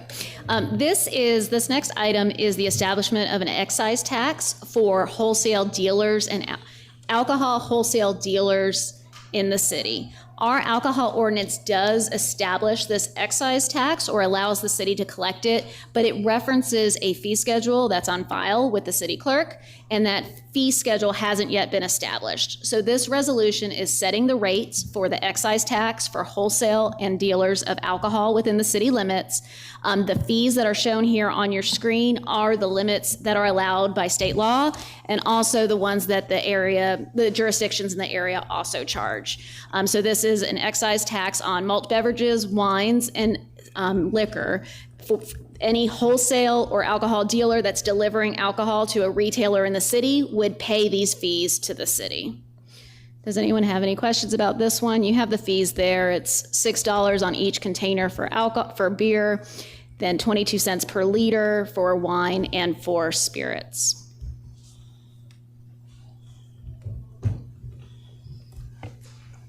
Just a quick question. I didn't understand why in the first section it has the whereas and it says shall not exceed 22 cents per liter of distilled spirits, blah, blah, blah, blah, blah. And then in the actual proposed local tax, like how does that convert the $6 on each container? The 22 cents is related to wines and spirits. So do we need to call out the differences in the top? He has a question about one of the whereas clauses. We can clean that up if it's a typo or something that needs to be clarified, but the state law has different limits based on the type of alcohol, and we were trying to address those.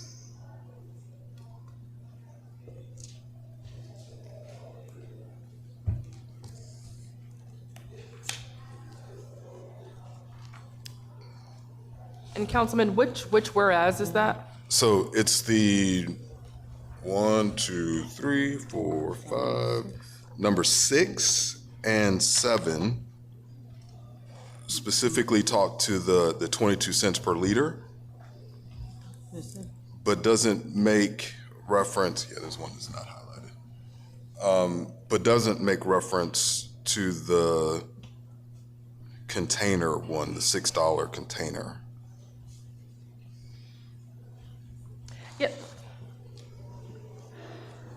Yeah, that's fine if it doesn't make reference, just because the whereas is kind of just context and surplusage. And the only thing that you would be legislating would be where it starts at section 1, which would be the now therefore. So my assumption is that, Tina, is that the reason that, because I mean, ideally you wouldn't, there's only so much you can put within whereas clauses without just repeating the entire thing that you're legislating. So I don't see any issue with not having that in there. If you do want to adopt it with that reference added to the whereas, I can easily make that modification, but I don't see any reason as to why it would impact what you are approving in any capacity if you don't add that to the whereas. And some of those sections were pulled from state law, and I believe the malt beverage section of the state law was separate than the other one, so that may have been why it wasn't specifically included. Okay, maybe that's what it is, because the others are wine and alcohol, but then this malt beverage one is the one I have questions about.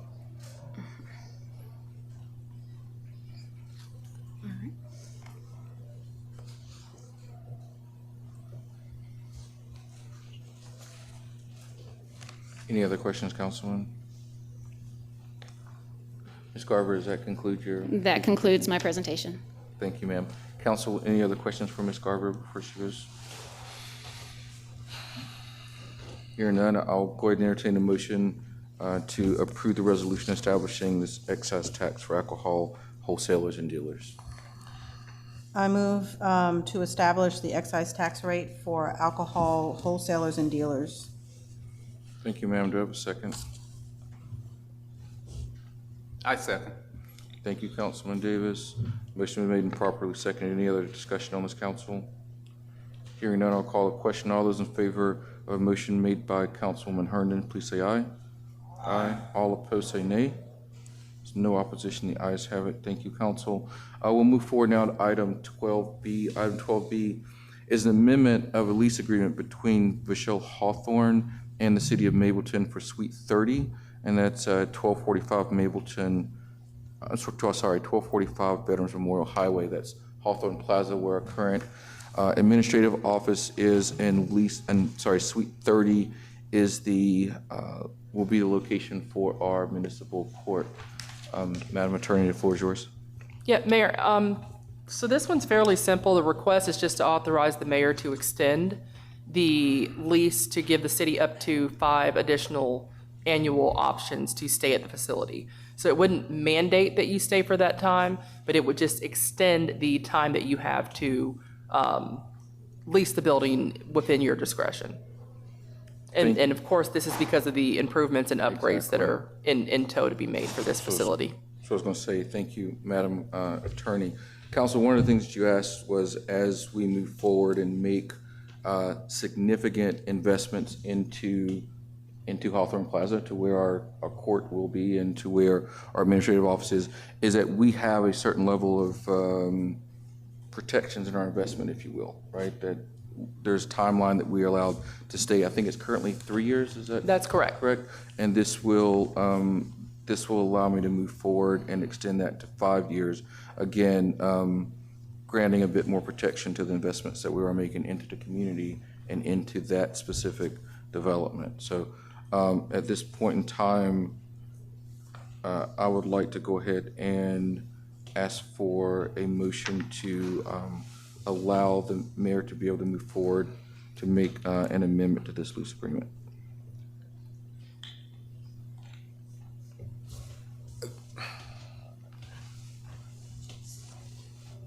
Quick, administrative question.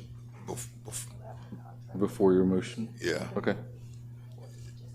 I don't see anything that's verbiage that says what we're actually doing with this, and the agenda item memorandum doesn't say anything except this is placeholder this lease is supposed to be in legal review with attorney.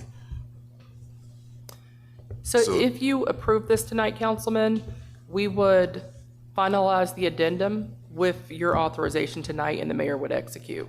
So it would be authorizing him to facilitate, finalize, and execute the addendum extending the lease for up to 5 years. Yeah, and I guess generally when we do this, it's in the agenda packet that says this is what this is asking for, but it's not this time, I guess is where I'm coming from. So we do have, so initially we were going to discuss this in executive session because it does involve an interest in real estate. And for that reason, we would, during executive session, allow you to review it and then approve it post-executive session. But we did put this on the agenda, and I didn't want to, when I realized that it was on the agenda and versus an executive session, that was just an oversight of mine. I didn't realize, because I think because it's non-controversial, we didn't need to put it as an executive session topic. So when I realized that, I didn't want to add it at the last minute. So I just didn't add it at the last minute because it is relatively simple, and it's just an addendum where the mayor would be extending the lease for up to 5 years. Councilman Ferguson, would you feel more comfortable making this after executive session? I would. Okay. I think that's a fair ask. Okay. Okay. Can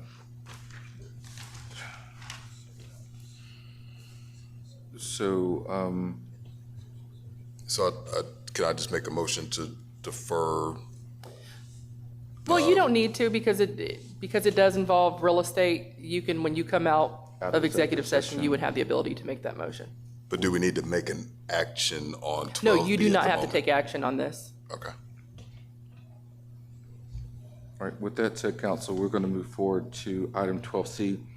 Item 12C is the second read of the Mableton Crown Act. We had our first read on this already. This was an item that was brought forward. Specifically, the ordinance says to prohibit discrimination based on protective and cultural hair textures and hairstyles and for other lawful purposes. This is something, again, that we've already had the first read on this. There was, I think between the first read and the second read, the Mary Daily Journal did cover this and spoke to the importance of why this ordinance is here in Mableton. It's not the first one in the state, but it's definitely one that Councilwoman Jeffcoat asked to bring forward specifically in Black History Month. So I think that's it's quite telling of the importance of this ordinance. At this point in time, Council, I'd like to go ahead and entertain a motion to approve this ordinance known as the Mableton Crown Act. I'd like to make a motion to approve this ordinance known as the Mableton Crown Act, creating Article 3 Crown Act of a new Chapter 15, General Offenses of the City Code of Ordinance to prohibit discrimination based on protective and cultural hair textures and hairstyles and for other lawful purposes. I second. Thank you. Motion's been made and properly seconded by Councilman Ferguson. Any further discussion, Council? Hearing none, I'll call the question. All those in favor of the motion made by Councilwoman Jeffcoat, please say aye. Aye. All opposed say nay. And no opposition, the ayes have it. Mableton Crown Act is now law. Thank you.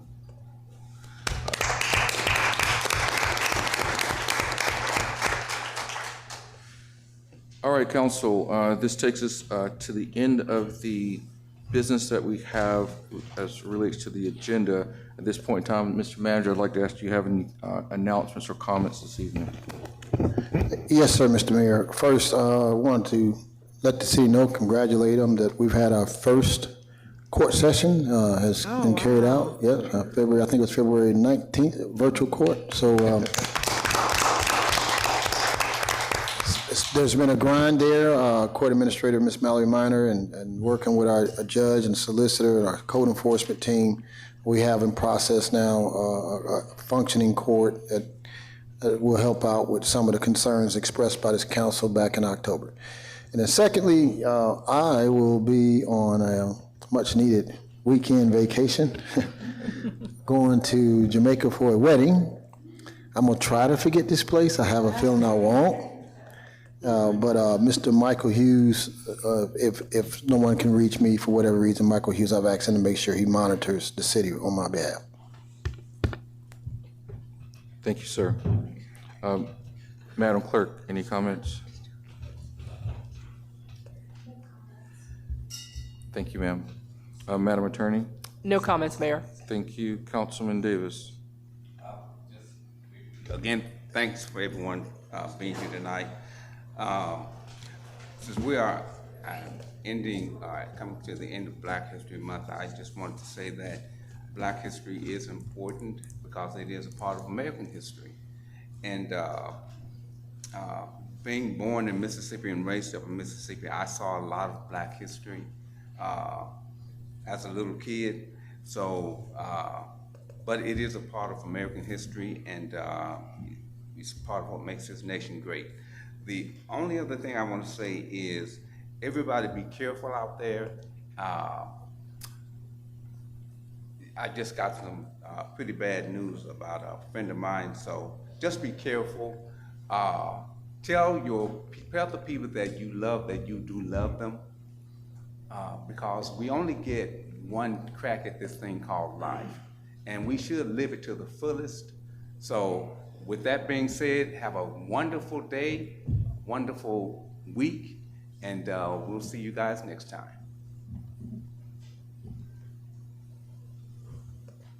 Thank you. Councilwoman Jeffcoat.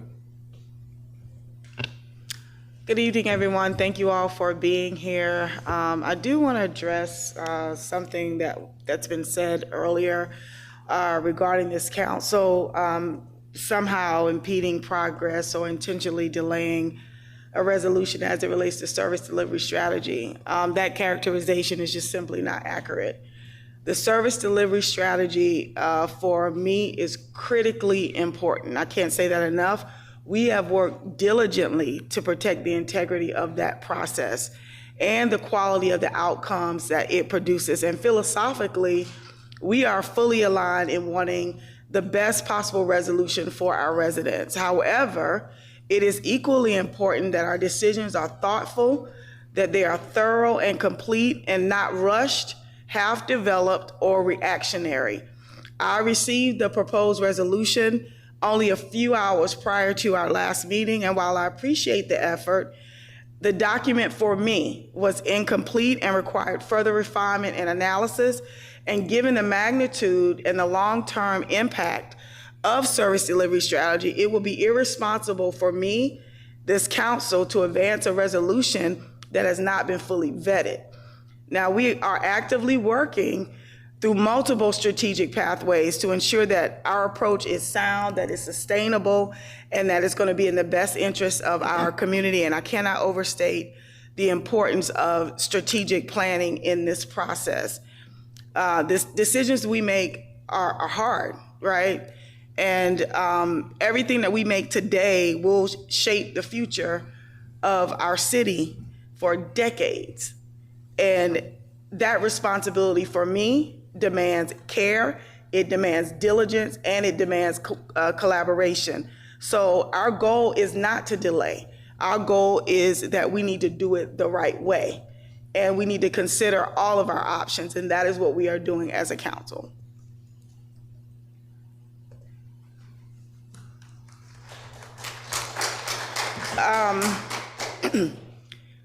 Power schools, I'm really excited. You have to stand. This is so important. I'm just beyond excited. Like, this is a millennial. Like, you've given us faith. But I'm excited about just everything that China is doing for Power Public Schools, and the fact that it was approved 2 weeks ago. I've seen the hard work that she's put in, and I'm just immensely proud that this is just historic for South Cobb and our community. As a founding advisory board member, it's just been an honor to witness firsthand just her passion and her perseverance and just commitment to bringing her vision to life. So I'm just really proud of you, China. I know that the best is yet to come. Introducing AI, technology to our children is great. And so immensely proud, and we're just getting started. So thank you so much. This past Saturday, we had an opportunity to celebrate Arbor Day, and not even the weather could stop us. We were out there, Councilman Ferguson, Councilwoman Herndon, myself, and Councilwoman Brown. And despite the rain, we were able to plant a willow oak. I do want to thank SWB Director Emily Ryan, who has done so much work as it relates to sustainability. And, you know, just remember that tree that we planted is going to be here long after we are gone. And there's a saying that the seed that is planted will grow a tree that one day will provide the shade for generations. And I think that is vitally important and particularly poignant in this particular instance. So I was happy to be out there on Saturday. One of our constituents mentioned a blood drive that's going on at the Mableton Lodge, which is 90 Veterans Memorial Highway. So if you have an opportunity on Friday to go out and to give blood, be a hero, go out, save a life, give blood. As he mentioned, you'll get a $20 e-card for donors as well as those who donate sickle cell. So thank you. Dogs R Us is a business that is in the city of Mableton, and they will be hosting a town hall meeting on Saturday. Let me make sure I know the date that it's going to be at 6 p.m. So it's going to be at 6116 Mableton Parkway Southwest. You'll get an opportunity to meet the business owner, learn more about what his upcoming operations are, and be able to share any questions or concerns that you may have. So certainly this is in District 4, but if you have an opportunity to go, please make sure you attend that town hall meeting. You can also, that's the flyer, their number is 470-390-0450, or you can visit dogwetrust.com website. I don't know what happened to this slide, but there are SPLOS town halls that are continuing. There's one actually going on, well, it was going on about an hour or so ago at Smyrna Community Center. There are going to be 2 more additional SPLOS engagement meetings. One will be on March 5th at the Cobb Civic Center, and the other will be on March 10th at Kennesaw Ben Robertson, I think that's what that says. So please make sure you attend those.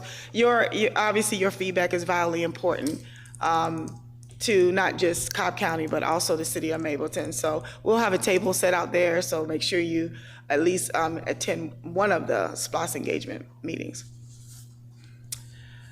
If you haven't already subscribed to my newsletter, we all have newsletters, so please make sure you subscribe to the newsletters. There's a lot of great information in those newsletters, to include our committees, authorities, and boards that the mayor mentioned earlier. But please make sure that you are in the know with what's going on, not just in my district, but what's happening in the city. The mayor also has a newsletter as well. Our next work session will be March 9th and March 11th. So as you all may know, we lost a significant pillar in the civil rights leader, Jesse Jackson. He transitioned last week. I believe he'll be in state at the South Carolina, I can't remember, what is it? Capitol, thank you. At the South Carolina Capitol. So if you have a chance and an opportunity to go to South Carolina, you know, obviously he was responsible for the Rainbow Push Coalition, a political activist. Some may say polarizing, but definitely a champion for us. He said a quote that says, "Never look down on someone," and that's supposed to be unless you are helping them up. So that's important. And that's all I have. That's it. Thank you, ma'am. Councilman Ferguson, the floor is yours, sir. Good evening, all. Thanks for being here. I can honestly say that this has been one of those just really, truly trying last couple weeks, just because of cases like what you heard this evening and the things that this council needs to be responsible for doing.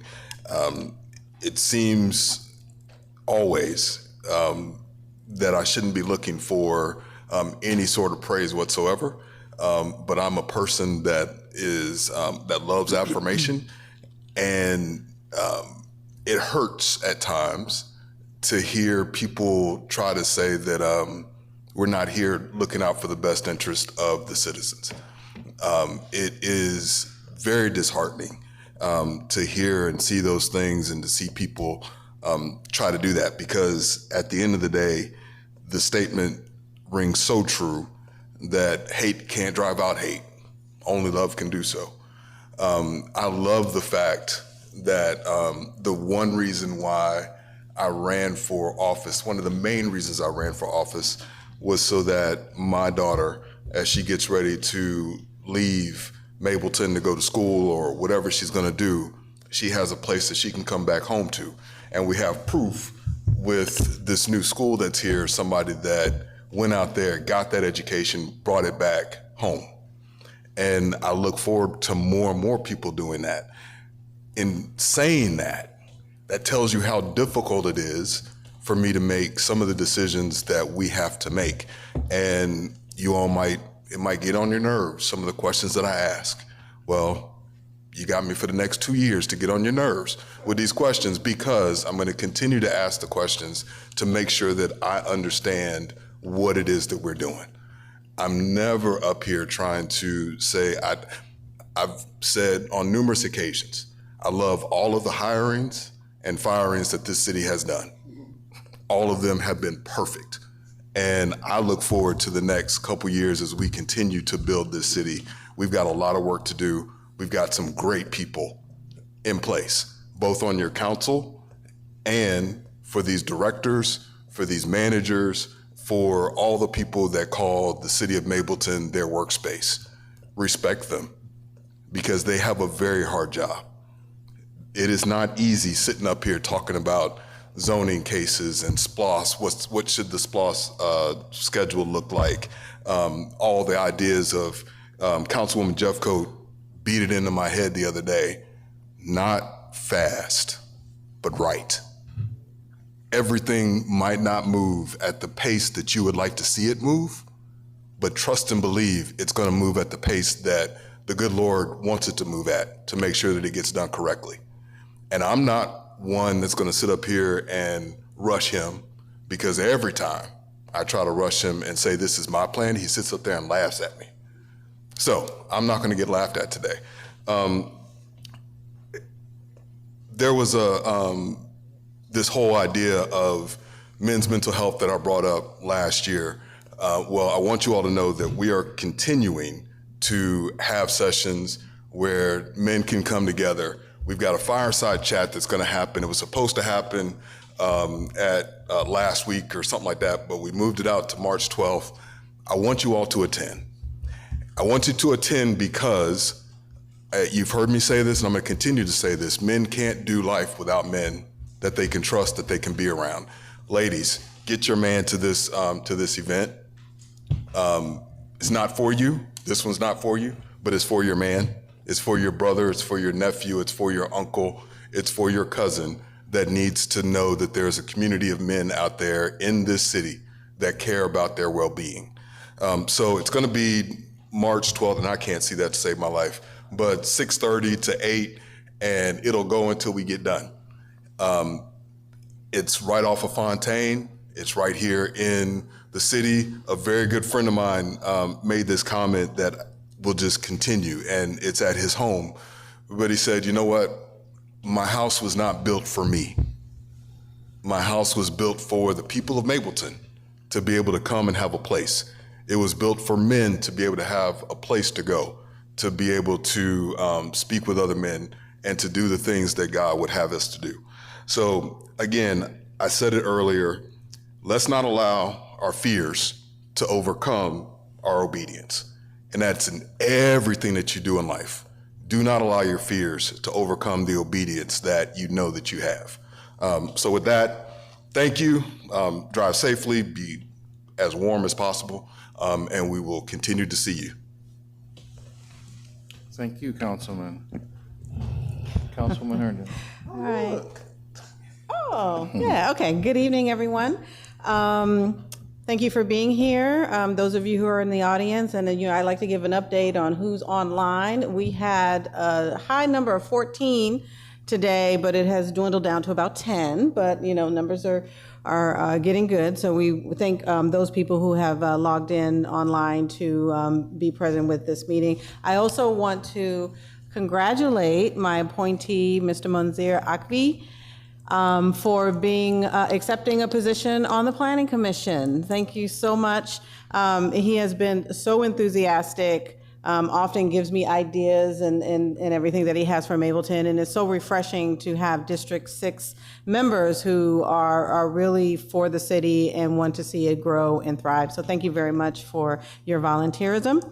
And my one and only announcement is the East-West Connector needs a little community love. I've been watching the litter kind of growing along the sides, and I think it's time to address it. And while our commissioner, Monique Sheffield, does a great job when it's her time, which I don't know if it's in March or April, I think, we kind of need to do a little something now. So this coming weekend, I'll be working with our beloved Barry Krebs and Jeff Padgett and whomever else to clean up East-West Connector a little bit. And even though it's District 6, some of you still travel down East-West Connector, so you are welcome to come and help out. We'll be meeting at the Quick Trip at 9 o'clock, and we will finish when we're finished. You can volunteer whatever amount of time that you can.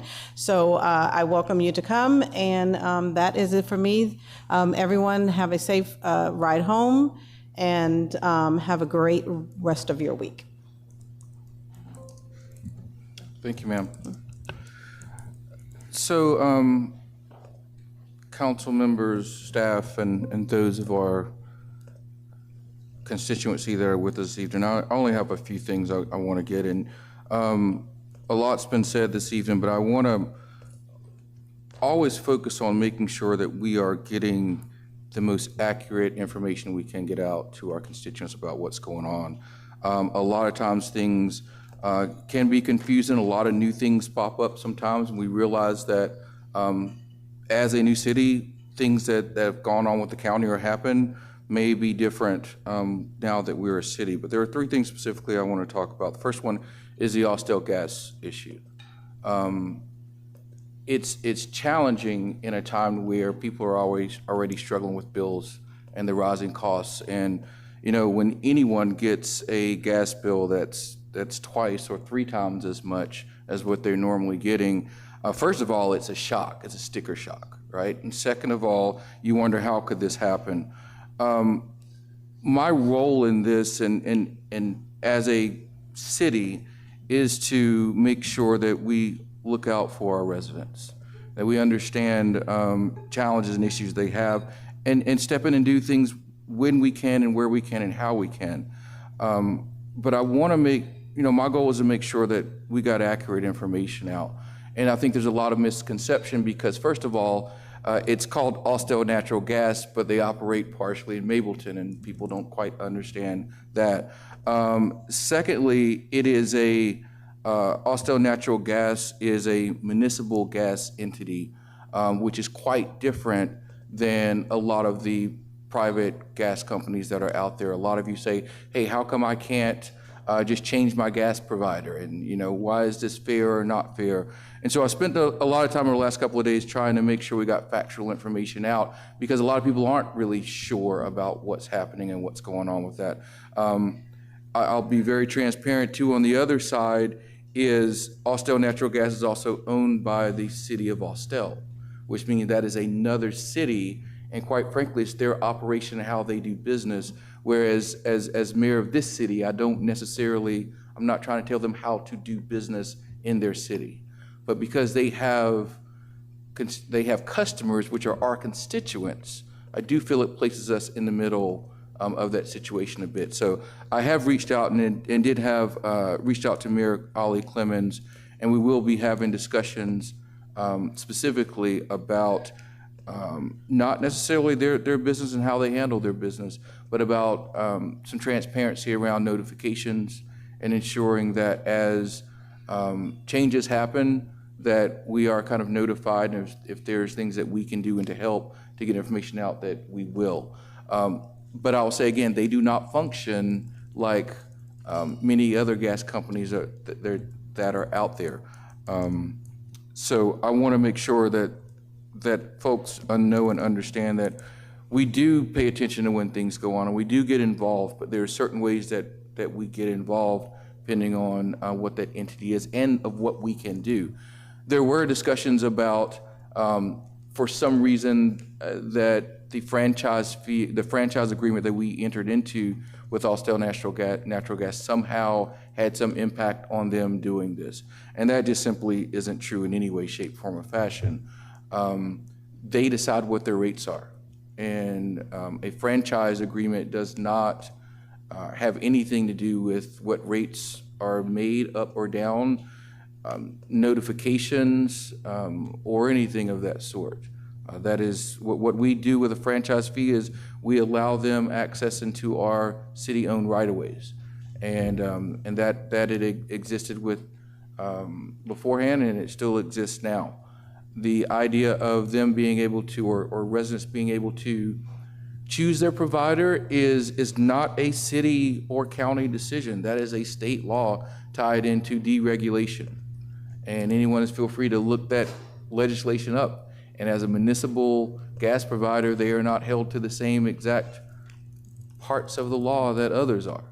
So it's important that when there's times of challenge and shock like we've had with the rates for Austell Natural Gas, it's also a time for us to pay attention to what the facts really are, and make sure that when we're complaining to the right people.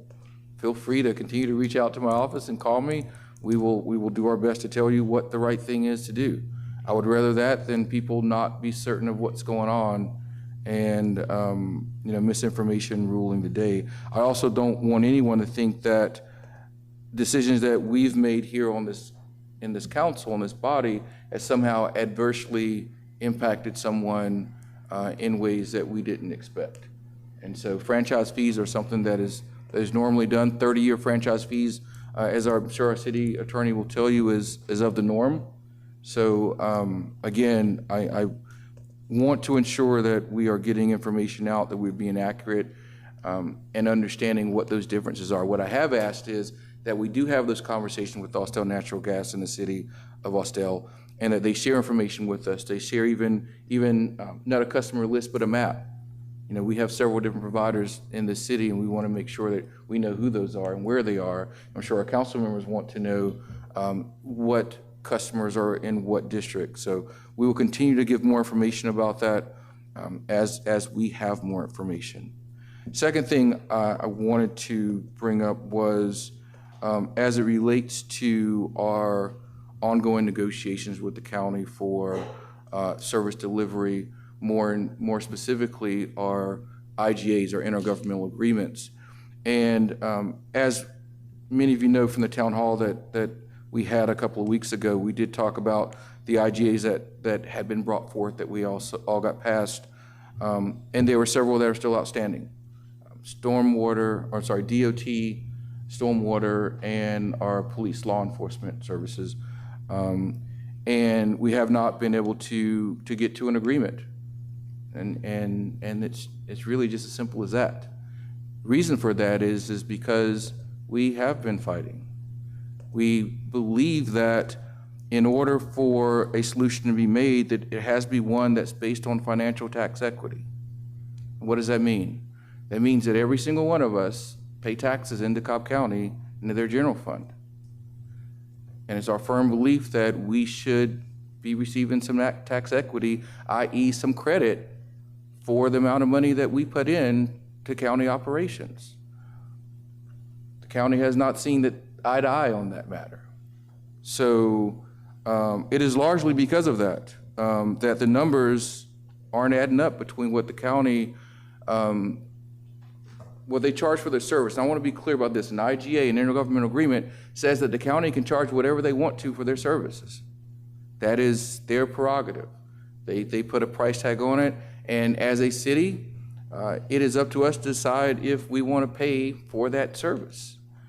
So our argument is not that the county is charging too much for a service. It is that we feel that we already pay a good bit for that service already. So because of that, we don't have an agreement right now. And the path forward for that is going to be for us to go into mediation with the county and have a mediator to determine who that mediator may be and when the mediation will be. And we will see if we cannot get closer to an agreement during mediation.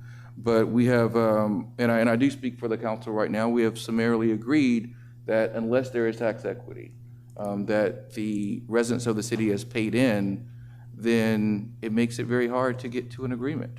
The numbers do not work. You cannot have residents, all 80,000 of us, paying taxes and getting no credit for that. We don't believe that's a pathway forward. So if people want to know what that fight has been and what we have been doing, we got a one-year agreement in place, and that was to extend out. But largely that agreement was based upon what we felt the fair value of. Not for the value, they say what their service is, but for what the value is net of what we already put in. If the county cannot agree to that, we don't have a deal. So we're going to go to mediation. The service delivery side of that doesn't directly deal with the intergovernmental agreement. It deals with the Service Delivery Act. That is a state law. And that state law, as part of that, has a framework around how an equitable service and credit for those funds or the services that we provide and the county provide is done. It is based on understanding who provides what, and if there's a duplication of services, if there's duplication of funding, then there should be a remedy for that.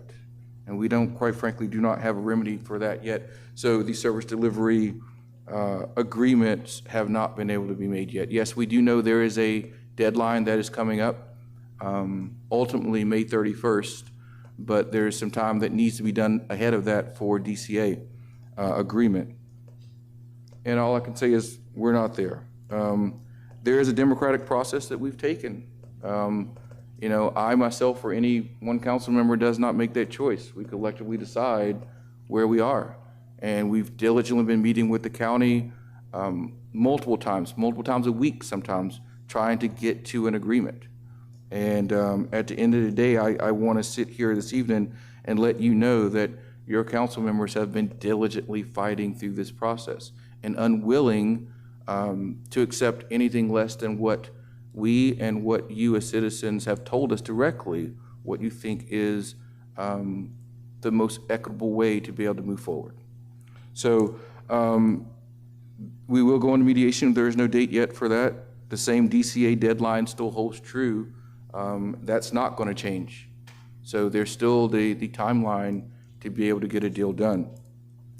As it relates to us continuing to push for what we think is right, we're going to continue to, through mediation and beyond if necessary.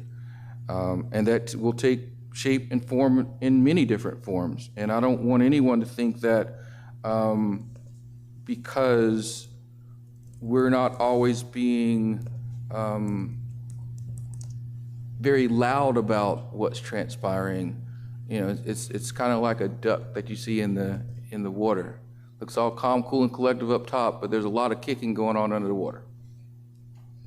Well, we've been doing a lot of kicking, right? And it's where we are now. I am not going to sugarcoat what's happening. We've been at this for quite some time trying to get to a deal. We've been working very diligently to make sure that the voices of our constituents are brought to the negotiating table. And I'll just say that we're aware of that. We want to be able to move forward with a way that everyone can understand where numbers add up, and not only myself, our city finance director and any of you could get out a calculator and punch the numbers together and it would make sense. You know exactly what the numbers should be. And that is what we're pushing for, and that's what we will continue to push for, whether that's frameworks that have been put out there by the Georgia Municipal Association, by ACCG. We've talked about we've talked about special service districts before. We're looking for a solution that makes sense. It's as simple as that. We won't be rash, we won't be rushed, and we won't be impulsive. This is still negotiations. I have to be very clear about this. Still negotiations. There's a reason why our city attorney says sometimes we need to go to executive session. There are active negotiations. There is litigation that's potential, which means there's potential lawsuits that could be abound. If we're premature with some of the things that we're talking about, it's not because of a lack of transparency. It's not because we haven't heard you. It's because there's a diligent way in which we must move forward. So the last thing we want to do is squelch anyone's ability to be heard. We hear you. We know what options we have. We know very clearly what options we have. We also know what situations that we're in. And so when there is decisions that are made collectively, we sit up here every council meeting and we vote. That is the heart of a democratic process, to vote on things. Majority wins. That's what we do on this council. That's how we all got elected, and that's how we'll continue to move forward. Dissenting votes are dissenting votes, and that's fine. It's absolutely okay. Majority rules, and we move forward. We're going to get through this. It's not going to be easy, but your voices have been heard. We're going to continue to fight. We're going to continue to stand up for what we know is right and what you've told us what you want. And we'll see where we land. So thank you, ladies and gentlemen. I appreciate you all being here this evening with us. Mr. Manager, I do think we have a need to go into executive session. That's affirmative, Mr. Mayor. I am requesting that we go into executive session for the purpose of real estate personnel litigation. Thank you. With that, council, I will entertain a motion to go into executive session. I'd like to make a motion to go in executive session for personnel, litigation, and real estate. I second. Thank you. Motion made and properly seconded. Any discussion on that matter? Hearing none, I'll call the question. All those in favor of going to executive session for the reasons stated, please say aye. Aye. All those opposed say no. No opposition. We will move into executive session. For those of you who will not be here with us when we get out, thank you for attending. Thank you for coming, and look forward to seeing you and your family and friends at our next city council meeting. Thank you.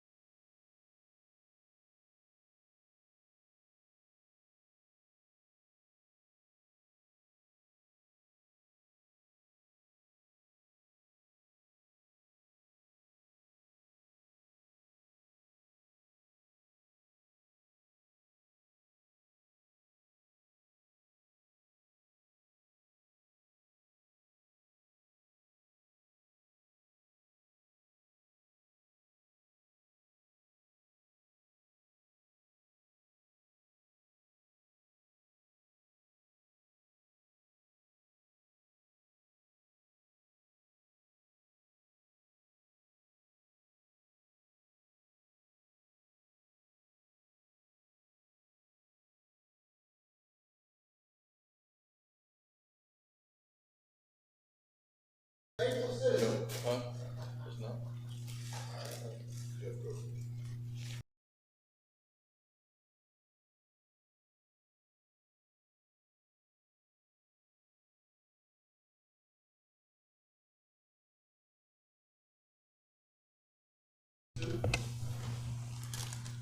everyone. Thank you for waiting while we were in executive session. At this point in time, I would like to. Motion to executive session. Thank you. Do I have a second? Second. Motion's made and properly seconded by Councilwoman Herndon. There's no discussion. All those in favor of exiting executive session, please say aye. Aye. All opposed, say nay. Hearing no opposition, the ayes have it. Council, do we have any business that's in front of us?